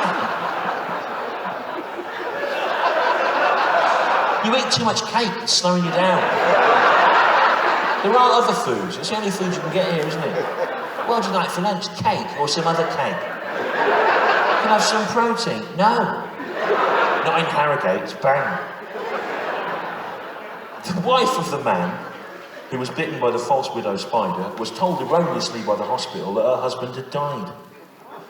Now, yes, thank you. People laughing. Because normally a few people laugh at that, and I go, you know what, I'm not going to do this, forget it. Right, we'll go on to the next bit. No, it's not worth it, forget it. So, well, I can't, there wasn't anything there. There has to be, for the next bit to work, about 5 people need to laugh, and I ask them why they've laughed, and I talk to them. That's why I had these steps put in earlier, because I normally go down, and I go, oh, why did you laugh at that? And we read a little thing out together. But no one laughs, so I can't do it. So this is a waste of time now. At the end, you think, why is that there? You didn't use it. Well, I was going to. That's the point at which I was going to use it. But no one laughed, so I can't do it. So that was a waste of... Some men have put that up for nothing. Some of you are thinking, oh, he's so meta. He had those put there so that he could say that he meant to use them and didn't. That's not the case. They were there for that bit of the joke, and I can't do it because you weren't quick enough off the mark, all right? So forget that. Anyway, so, no, I'm not going to pretend that things are happening that aren't, right? If you want to see that bit, come to a different, better town, all right? So I was in that hospital with my leg, yeah, and I was in the waiting room, and in the waiting room, I found myself reading a magazine that I wouldn't normally read. It was the men's fashion magazine, GQ, and I'm not really the target audience of the men's fashion magazine, GQ, although this actually is a very expensive shirt, particularly in this size. So, I was reading GQ, and I found myself reading an article by the 1970s punk-era polemicist and popular 21st century novelist, Tony Parsons. Have people heard of Tony Parsons at all? A few people, but not many, which is a shame, because I'm now going to talk about him for 45 minutes.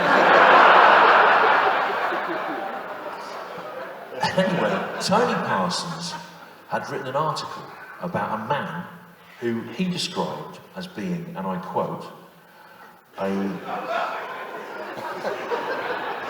a woke, enlightened, professionally sensitive, Guardian columnist, BBC-approved comedian who can be guaranteed to dress to the left. I thought, this bloke sounds great. I really like the sound of this. As the sort of person I would like. And then I realised it was about me. And it wasn't meant to be complimentary either. Dress to the left. What does that even mean? Dress to the left. You know. I dress to the right. As you can see if you're near the front. Look, there's the sort of bulge of my penis there. And then here, there's just a gap. Nothing there.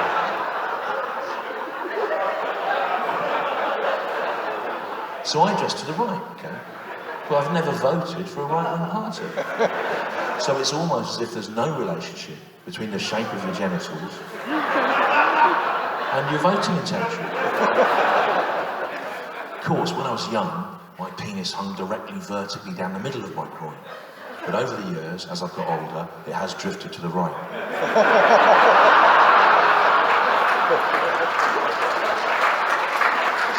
Like Eamon Holmes. But stinking less of stale old piss.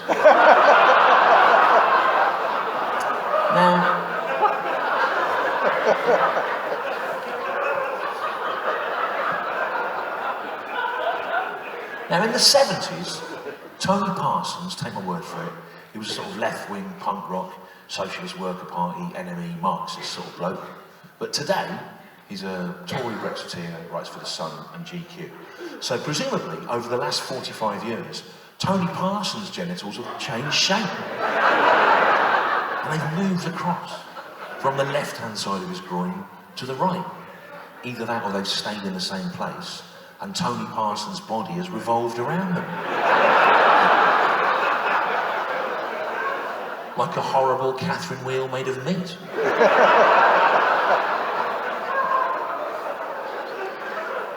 Anyway, I carried on reading this article, and it wasn't just me that Tony Parsons was annoyed with. He was annoyed with any man who, like me, admittedly, had publicly used the C word, okay, which I assume was cunt.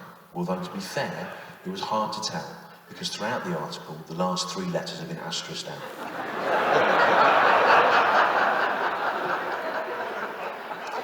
And there's a lot of annoying 4-letter C words, aren't there? Like Tsar, for example. Stupid C word that is, isn't it? Because it sounds like it starts with a Z, but it starts with a C. And I hate the word Tsar. The word Tsar gave me no end of trouble in the noughties when I was briefly the head of a large Slavic dynasty.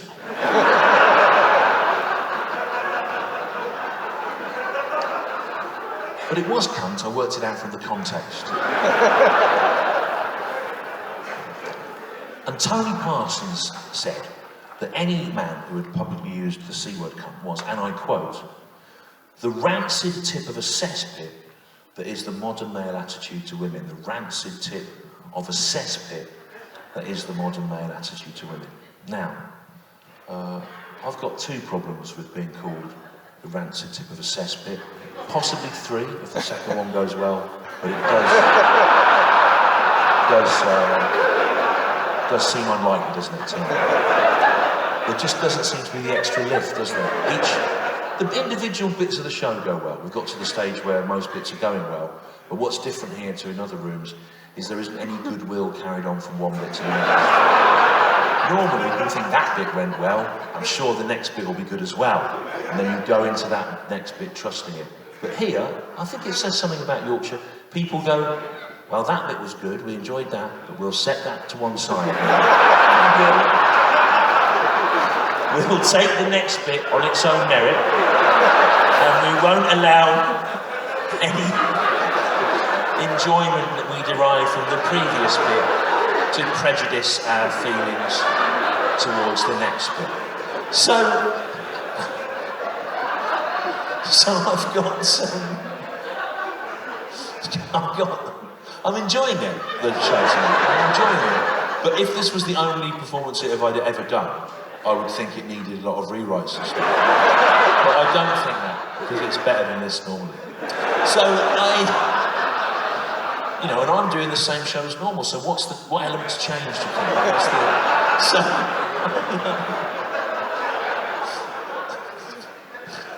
Thanks for coming out, by the way, I appreciate it. So, What was I talking about? Oh yeah, right. Now I've got two problems with being called the rancid tip of a cesspit. Maybe a third one we don't know at this stage. We'll have to see how the second one goes. So, but you know, I can't cut everything, okay? So we'll have to do some of the show. So,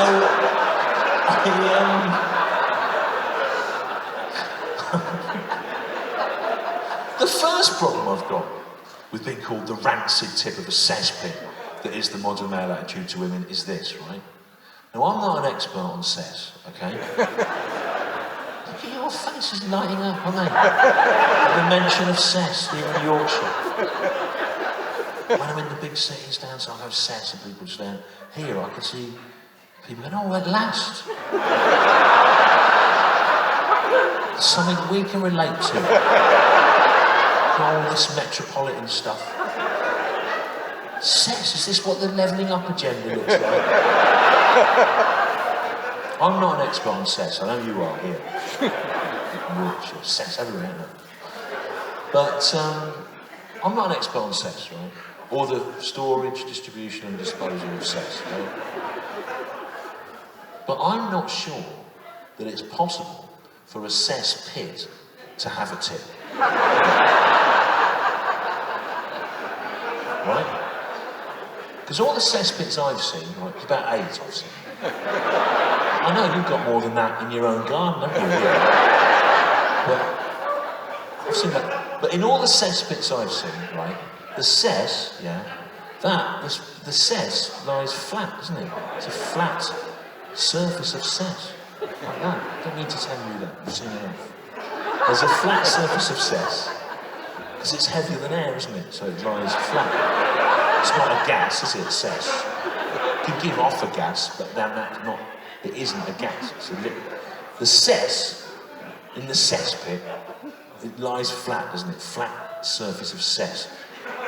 You could dig the cesspit into any shape you like. I don't have to tell you that, you know that.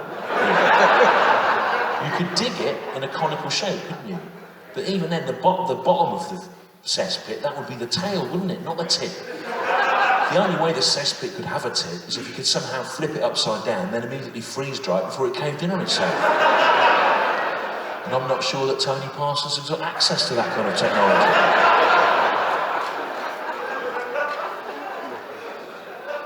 And the second problem I've got with being called the misogynist rancid tip of a cesspit that is the modern male attitude to women is I was called that in GQ magazine.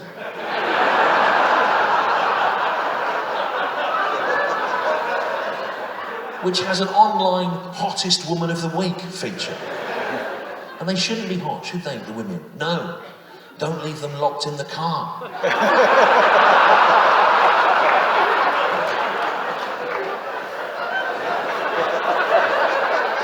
And if you must, if there's any GQ readers in, crack the window a bit. Crack the window for them, yeah? And the third problem I've got, let's see, we'll have a go at it. You can always just abandon it halfway through, kind of like I did with that other bit. It was a bit weird for you. So, problem is there's a really weird bit at the end, and it's kind of the climax of the show, and if you don't go for it, the arse will fall out of it. But there we are. So, the third problem I've got with it is this. Tony Parsons has called me the rancid tip of a cesspit that is the modern male attitude to women. That is a very definitive statement, that's a very distinctive thing to say. And the problem these days is when someone makes a very bold statement about something, it's very easy, isn't it, to use modern technology like search engines and Google to go back over everything they've ever said for the last 30 years until you find something that contradicts what they've just said and makes them look like a stupid, vacuous, hypocritical twat, right? But just because it's easy to do that, that's no reason not to do it. Especially where it's Tony Parsons is concerned. Right. So this is an article by Tony Parsons. He's called me the rancid tip of a cesspit that is the modern male attitude to women. Remember, this is from the Observer magazine, and it's from a weekly column called What's in My Shopping Basket. A different person would write it every week about what's in my shopping basket. So this is Tony Parsons, the Observer magazine, What's in My Shopping Basket, and this is from 2003. He's only 19 years ago now, so I think it's only fair that he's held accountable for that. So, I'm just going to read the last paragraph of it. Bananas are another snack, and they are, aren't they? You can't argue with that. Pointless sentence. There's no. I would go as far as to think that probably the only place that sentence has ever appeared is in this article by Tony Parsons.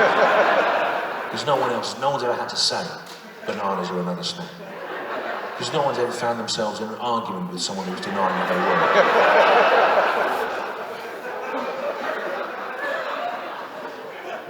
were. Bananas aren't a snack. No, they are, actually, sure. They can be. No. Right. He's called me a misogynist, I remember, Tony Parsons. Bananas are another snack. Listen to what he says next. I like my bananas firm and fresh, like my women. Tony Parsons, you've called me a misogynist, but only 19 years ago, here you are saying that women are the same as bananas, and they're not as like bananas, they're completely different. It gets worse, listen. I like my bananas firm and fresh, like my women, not bruised and past their sell-by date.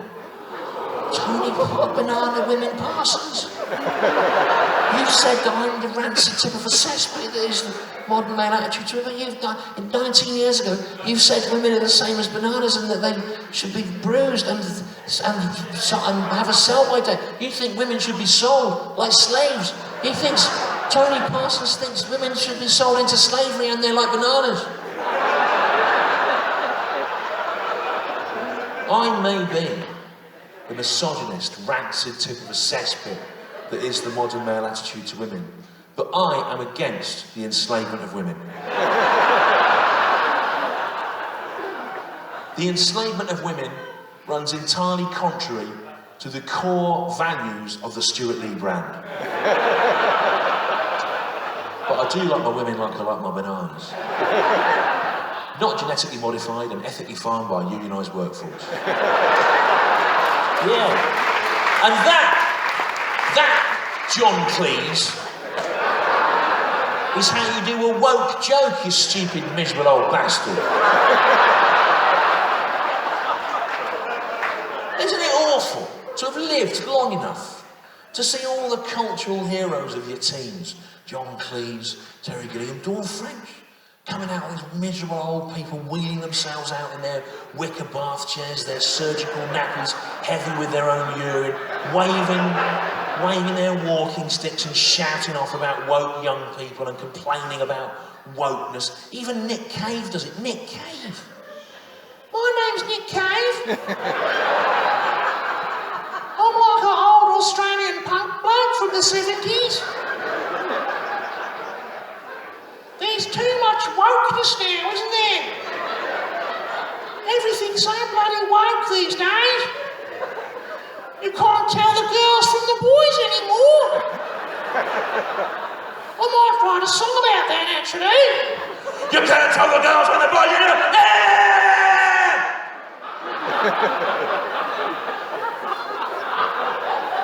That's a much better joke than anyone here appreciates. The only person who knows enough about Nick Cave's late 70s, early 80s back catalogue to find that funny is Nick Cave. And he's not going to laugh at it, is he?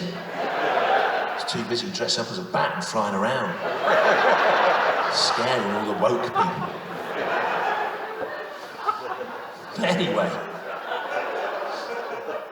Tony Parsons said that I was the rancid tip of a cesspit because I had quipped something, and he put quipped in inverted commas. And that's what they do, the newspaper columnists on the right, in all the right-wing papers. They put words in inverted commas, and they think that means that they've got you, because they think that means that word isn't what it says it is. And they do that to me. They put comedian Stewart Lee, and they put it in inverted commas. They go, comedian Stewart Lee has been raising money for good causes, or something like that. They put comedian, and they go, we've put it in inverted commas. That means he's not a comedian. But I am a comedian, look. That's the end of that, isn't it? You'd think they'd be better, wouldn't you, the right-wing newspaper columnists? If I was Putin, I'd want a refund. So... Anyway, Tony Parsons said, see, there's so many new things to write about, and I'm stuck doing this culture war stuff from 2020. I want to do a show about how the entire British establishment is corrupt from top to bottom, but that'll have to wait until August. So,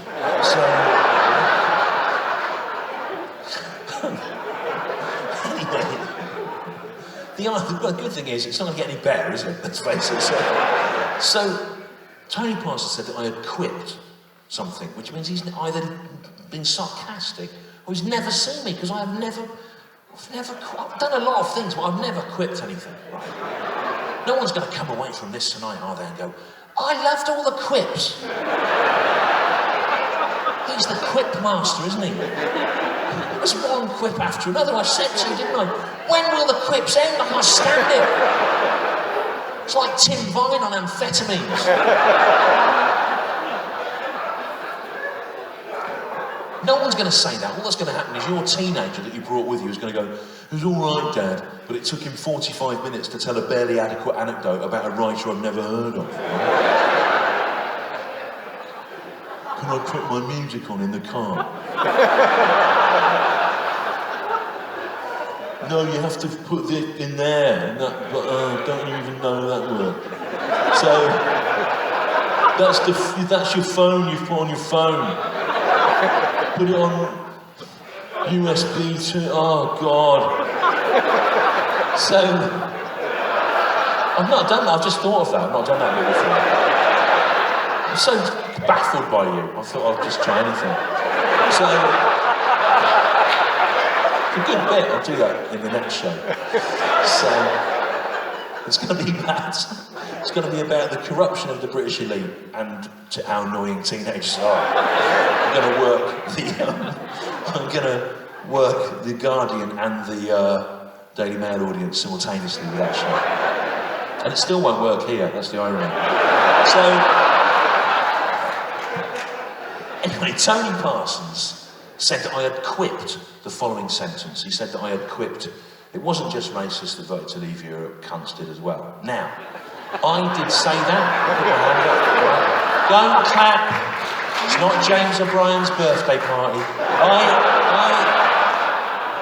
I did say that sentence. I said it here actually, right? But it was 6 years ago, right?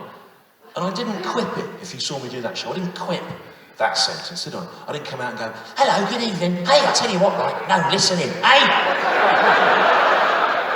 It's not that bit anyway. Listen, hey, I'll tell you what, right? Hey! No, listen, hey! It wasn't just racist that voted to leave Europe. Cats did as well. Thank you and good night. I didn't do that, did I? I did say that sentence, yeah, hold my hand up. But typically, I said it at the end of a long, tedious 45-minute meeting. Well, I spent the first 20 minutes attacking the metropolitan liberal elite. That's you, isn't it? You're the metropolitan liberal elite of Harrogate. You're like the London metropolitan liberal elite, but you've got Yorkshire pudding mix all down here.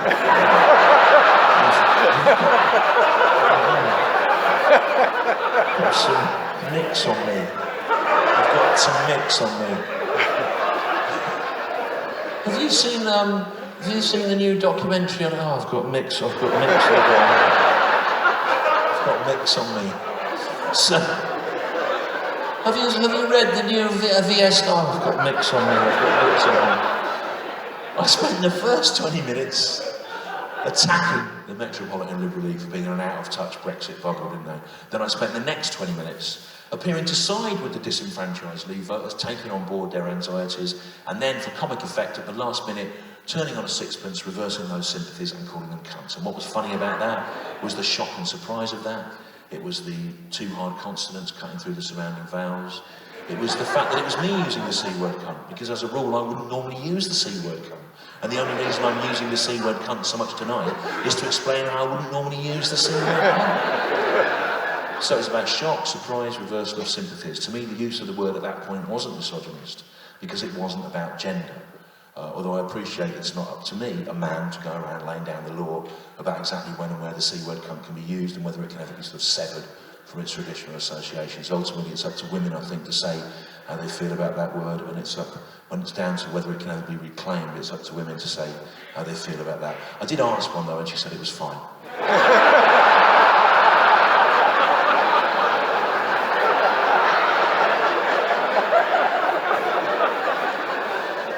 She said it's fine. Now let me out of this hot car.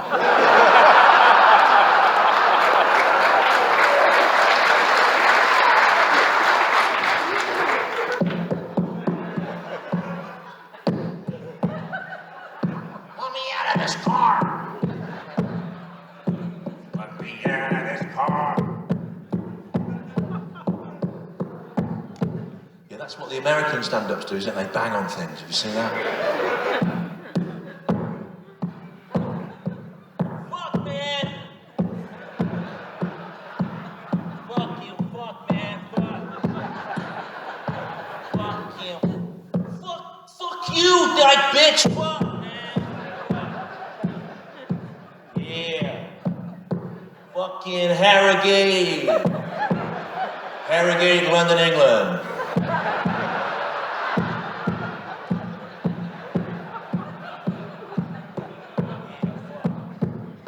American stand-up there, brilliant, isn't it? It's great. So much we can learn from it. So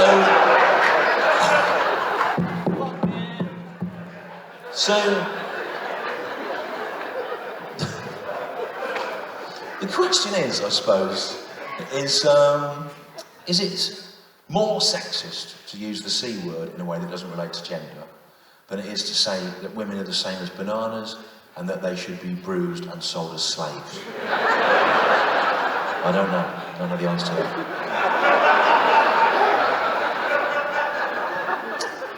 But joking apart, I suppose where a word like that is concerned, over the last 2 years, lots of us have thought a lot more about language. We've thought about it because of Black Lives Matter, we've thought about it because of those leaked police emails, and we're asking questions about whether our opinions are formed by the words we use, or whether the words we use can do justice to the ideas that we have. And so I think it's okay to use some of these forbidden words in the right context, but as long as you've thought about them and know their history and can explain why you've done it, I think there should be sensitivity about it. But I thought if I'm going to use a word like the C word, I need to know its history, its etymology, so that if someone calls me out on it, I can think about why I thought it was appropriate to that bit. So to that end, I got my old dictionary down from school. And do you remember when you got your first dictionary, you couldn't believe there were swear words in it? So, yeah. Well, I wanted to check this word, so I got my old dictionary down from school, and I turned to the page where there should have been a definition of the C word come. And all there was there was a massive picture of Tony Parsons' face.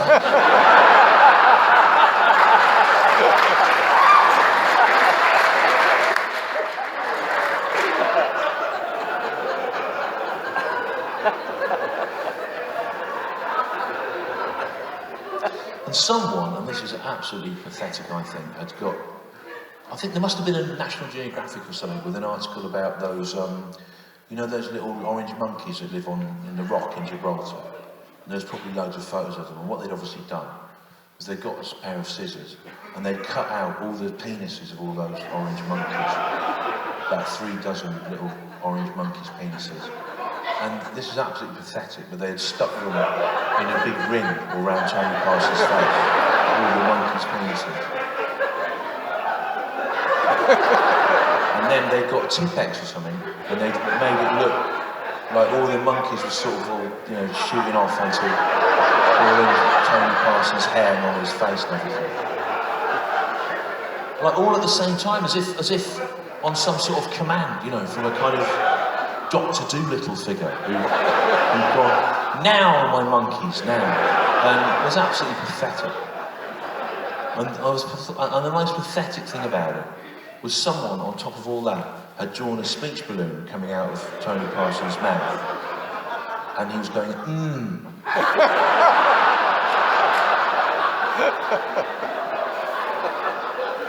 I like this. Absolutely pathetic. Even to think of that would be pathetic. So I thought it was stupid, but but sorry.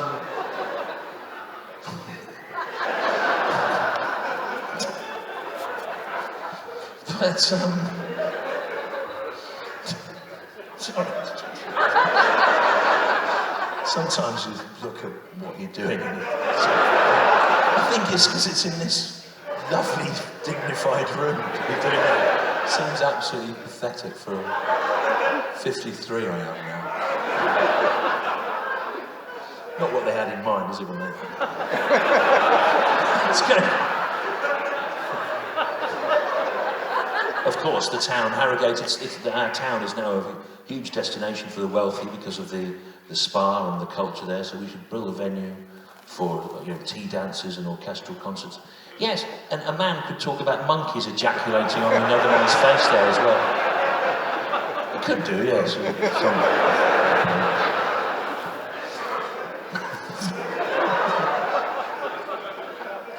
But he's got a point, Tony Parsons, about me, right? I am, let's face it, I'm a 1980s politically correct liberal snowflake, and I make no apologies for that. I was a student in the 80s when the political correctness was kicking off and we marched against Clause 28 and all these sorts of things, and I think that was the right thing to do. And I think that on balance, well, a lot of people giving it stick now, the political correctness and the wokeness, but on balance, I think it was... I know there's problems, like collateral damage, people losing their jobs because they used a word they didn't know it changed its meaning, or they showed some school kids a film and the kids couldn't believe that 50 years ago that would ever have been made, and it all kicks off. But on balance, the political correctness, the wokeness, it's better than what we had before, because what we had before, if you remember, was the entire 1970s. Which, in retrospect, we realise was unacceptable.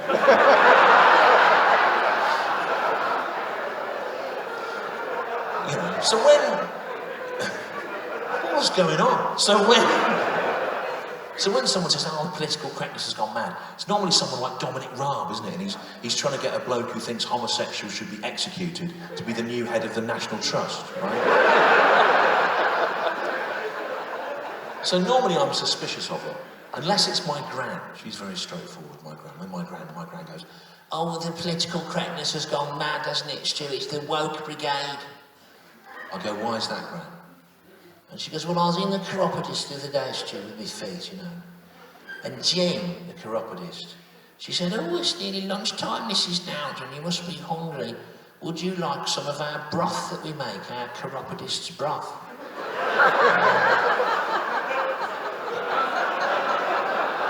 And I said, oh, yes, lovely chiropodist broth. And she said, well, you can have some of our chiropodist broth, Mrs. Dowden. But you'll have to drink it all down in the waiting room, because we can't have hot broth at the chiropodist workstations.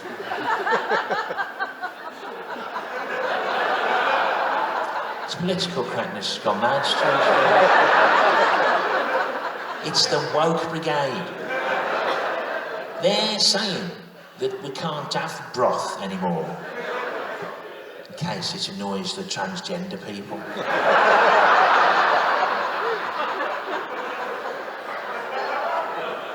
Listen, there's a whole generation that have confused political correctness and wokeness with health and safety legislation.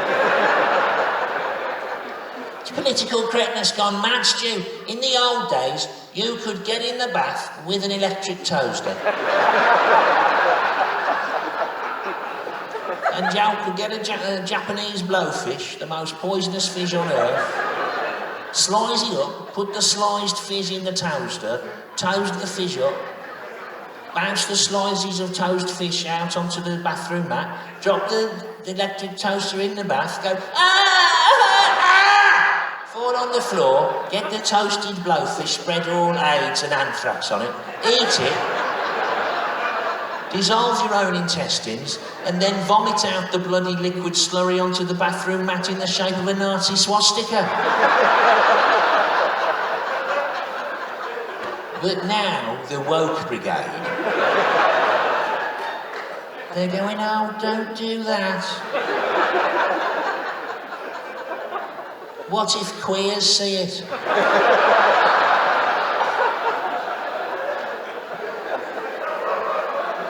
They're tearing down all the statues. Stu, the woke brigade in Bristol, they've torn down the slave trader in Oxford, they've torn down the South African, they're tearing down all the statues.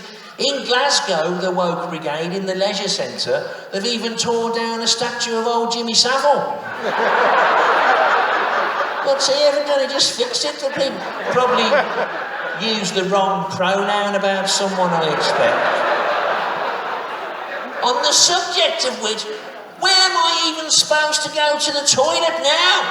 Jean, in the chiropodist, she said, you go in the unisex toilet, Mrs. Dowden. What if you haven't been to university?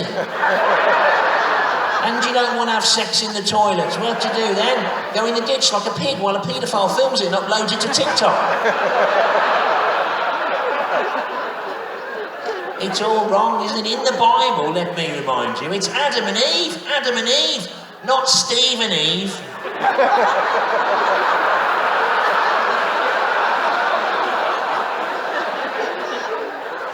They've banned Christmas stew, the woke brigade. That Nish Kumar has put all the reindeer in a meat grinder. You can't even say Merry Christmas anymore, apparently, in case it gives a Hindu an involuntary rectal prolapse. You can't even say Merry Christmas, you have to say, Hail Satan! Hail Satan! And all the demons of hell! Hail Astropheth! Hail Asmodeus! Hail Yog-Sothoth! Hail all the kings of the ninth circle! Piss into the eyes of the infant Christ! You have to say that now, apparently.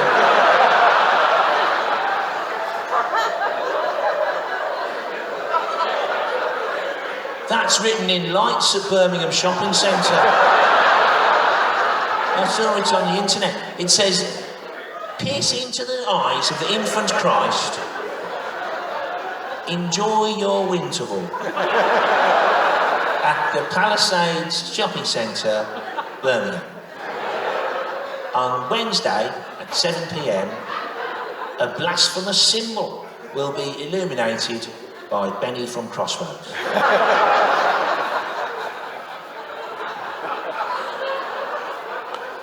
It's mad, isn't it?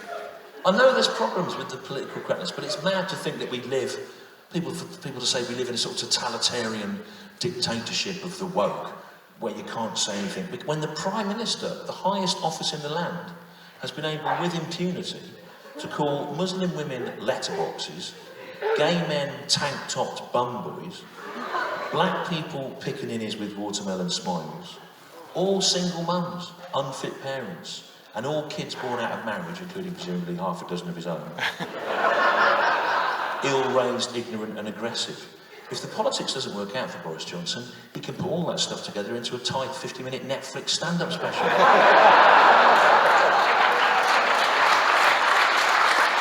Because that's what all the Netflix stand-up is now, boorish Americans telling you that they're not able to say the things they're now saying. You can't say this, fuck you, I'll kick you in the tits, fuck! Basically, Netflix stand-up special now, you've got to get all the things that you can't say because of political correctness gone mad in the woke brigade, and then you put them all together, and you find you can say them after all. With the full approval of Netflix's massive legal team, for a $60 million contract and a Grammy Award. If that's being cancelled, waitress, I'll have me a slice of that cancellation pie, please. The Netflix special now, and people go, you can't say this. I'm not allowed to say all the things that I've been saying for the last hour. You can't say them. This is censored. You can't hear this. You can't see this anywhere. You can only see this on every TV in the fucking world. Ricky Gervais says the unsayable, apparently, in his stand-up. Except he doesn't, does he? He says the sayable. We all do. By definition. If it was really saying the unsayable, Ricky Gervais would be coming out, wouldn't he, at the Hollywood Bowl or somewhere, and spending 50 minutes trying to say things that literally couldn't be said. He'd be coming out and he'd be going,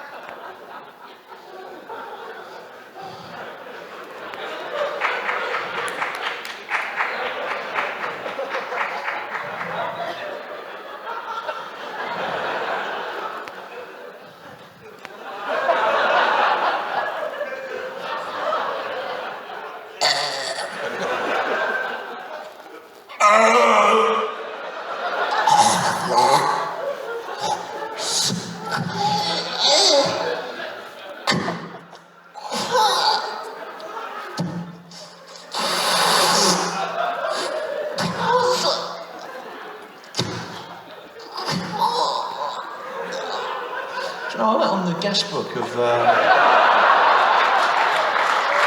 went on the. Yeah, I went on the guest book of the website Mumsnet. And someone on the guest book of the website Mumsnet said that the problem with that bit was that it went on for too long.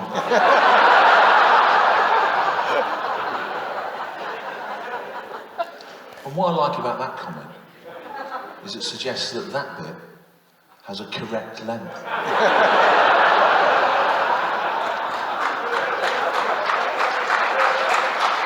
And that someone on the guest book of Mumsnet knows what it is. I think in his stand-up, Ricky Gervais is sort of like the Boris Johnson of stand-up, by which I mean he's a narcissistic populist who's clever enough to know better, courting the attention of angry, disappointed people and taking no responsibility for the consequence of his words.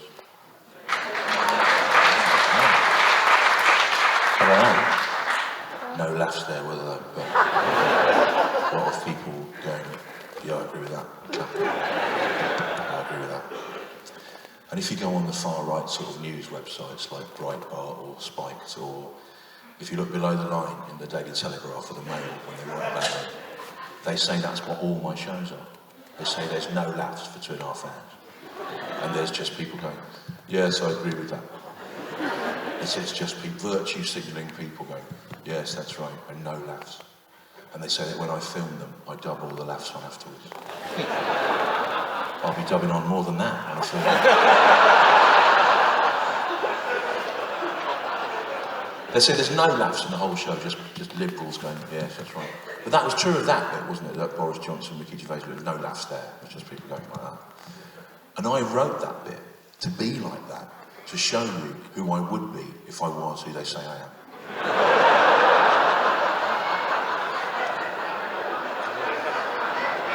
And that's how good I am. I can write a joke and make it fail in exactly the way I want it to. But they were right about that bit. There was no laughs there. And there was no laughs there because that bit wasn't really stand-up, it was just opinion.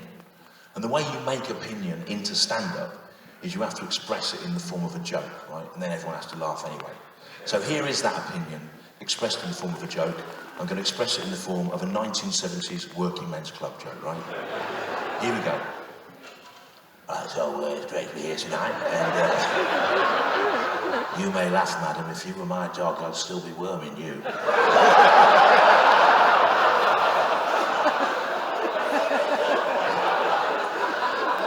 I don't even know what that means, to be honest.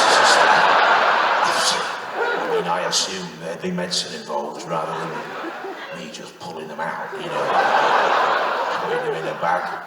So, anyway, I better get on with the joke before the accent goes wrong. So, I've got a joke for you. A Ricky Gervais Netflix stand-up special walks into a bar with a massive stinking pile of dog shit on its shoulder. And the barman says, where'd you get that massive stinking pile of dog shit? The dog shit says Netflix, they've got bloody loads of them. Yeah. That's how jokes work. So, now, I'm nearly done. I've got 3 more jokes for you and the song, right? And that's it. And there's no encore, so you can clap as long as you like, but I'll have gone, right? But before the song, I would like to break with the convention of 33 years of my career, and thank you very much for coming out, which I know it's confusing. People have been hanging on 2 years, the messaging is mixed, but thanks for coming out, and we're all very grateful as well to be back on the road.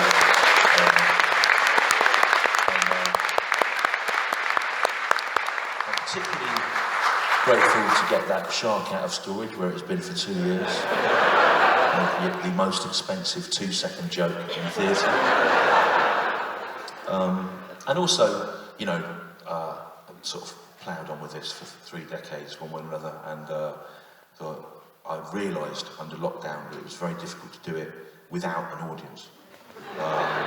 So thank you for coming.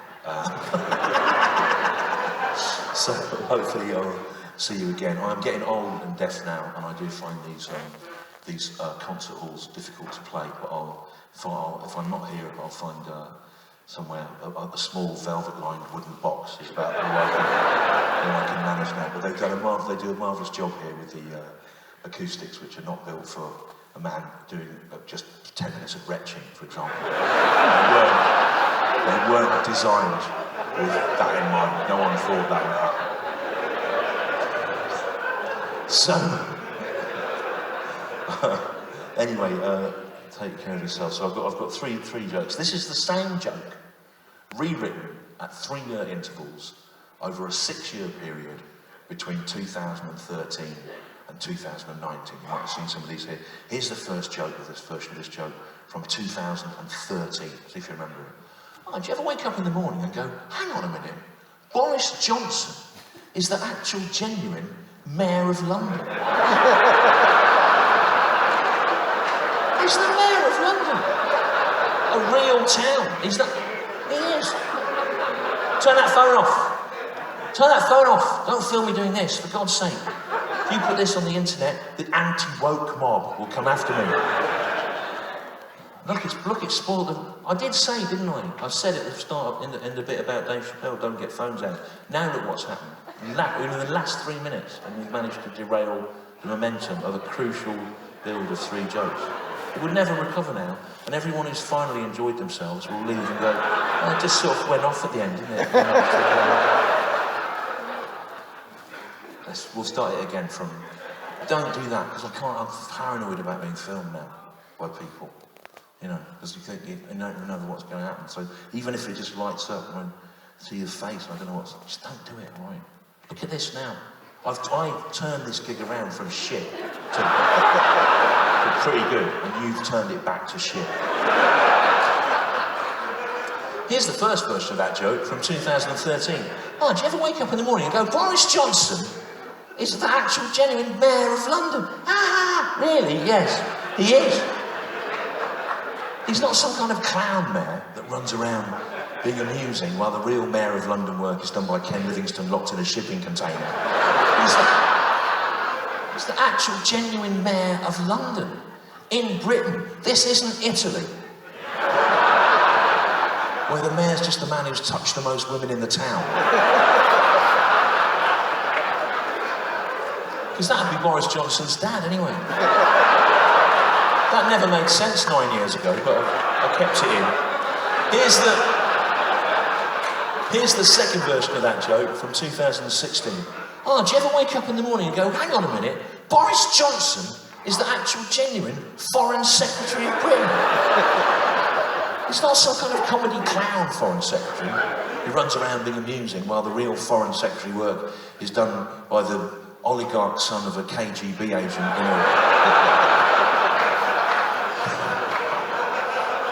in a grace and favour flat provided by the House of Lords. No. He's the genuine Foreign Secretary of Britain. This isn't America, where the Foreign Secretary is anyone who can find their house on a map. And here's the third version of that joke from 2019. Oh, do you ever wake up in the morning and go, hang on a minute, Boris Johnson is the actual genuine Prime Minister of Britain, a real country in the developed world. He's not some kind of clown Prime Minister of Britain who runs around being amusing while the real Prime Minister of Britain work is done by Dominic Cumming. Like, it doesn't make sense anymore. Time. Reality has outstripped comedy. You know, I'm doing this show for the last time in August, so I'm the only champagne socialist hoping Boris Johnson holds on to his job, because I've got a tight 3 minutes about him. But he's still there for now, probably the best thing under the circumstances, I suppose. But don't get caught up in their culture war, blaming people that aren't to blame for things they haven't done.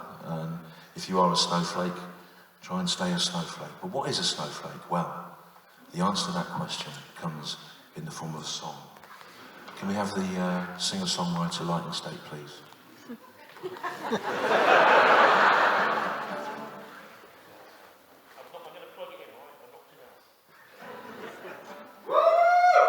Is that coming through now? Yeah, is it? Alright, is it? Yeah, you're yeah. This man, James. he fixes everything. The problem is, because it's quite a steep rake on here, Ricky Gervais's lectern is normally there, and then I came back across here and I kicked that out. So, you know, it wasn't just you that made mistakes tonight, was it? I think we can call this a draw. Is that coming through your speakers out there? Yeah, I'll have to do it anyway, even if it isn't.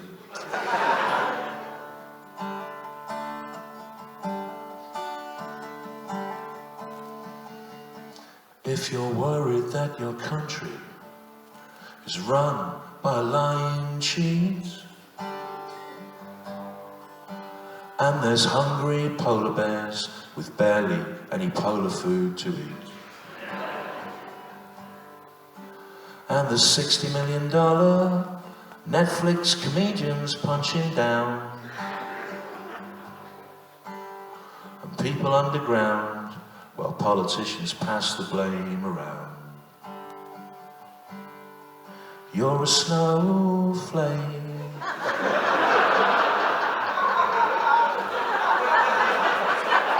You're a snowflake.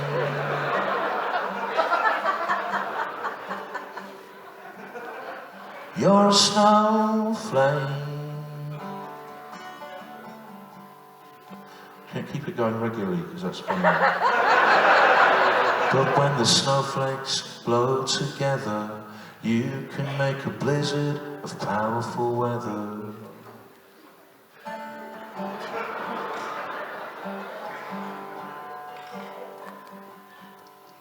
Don't let them put you down. Don't let them shut you down. Don't let them close you down. Don't let them close you down. 'Cause the snowflakes should never be silent.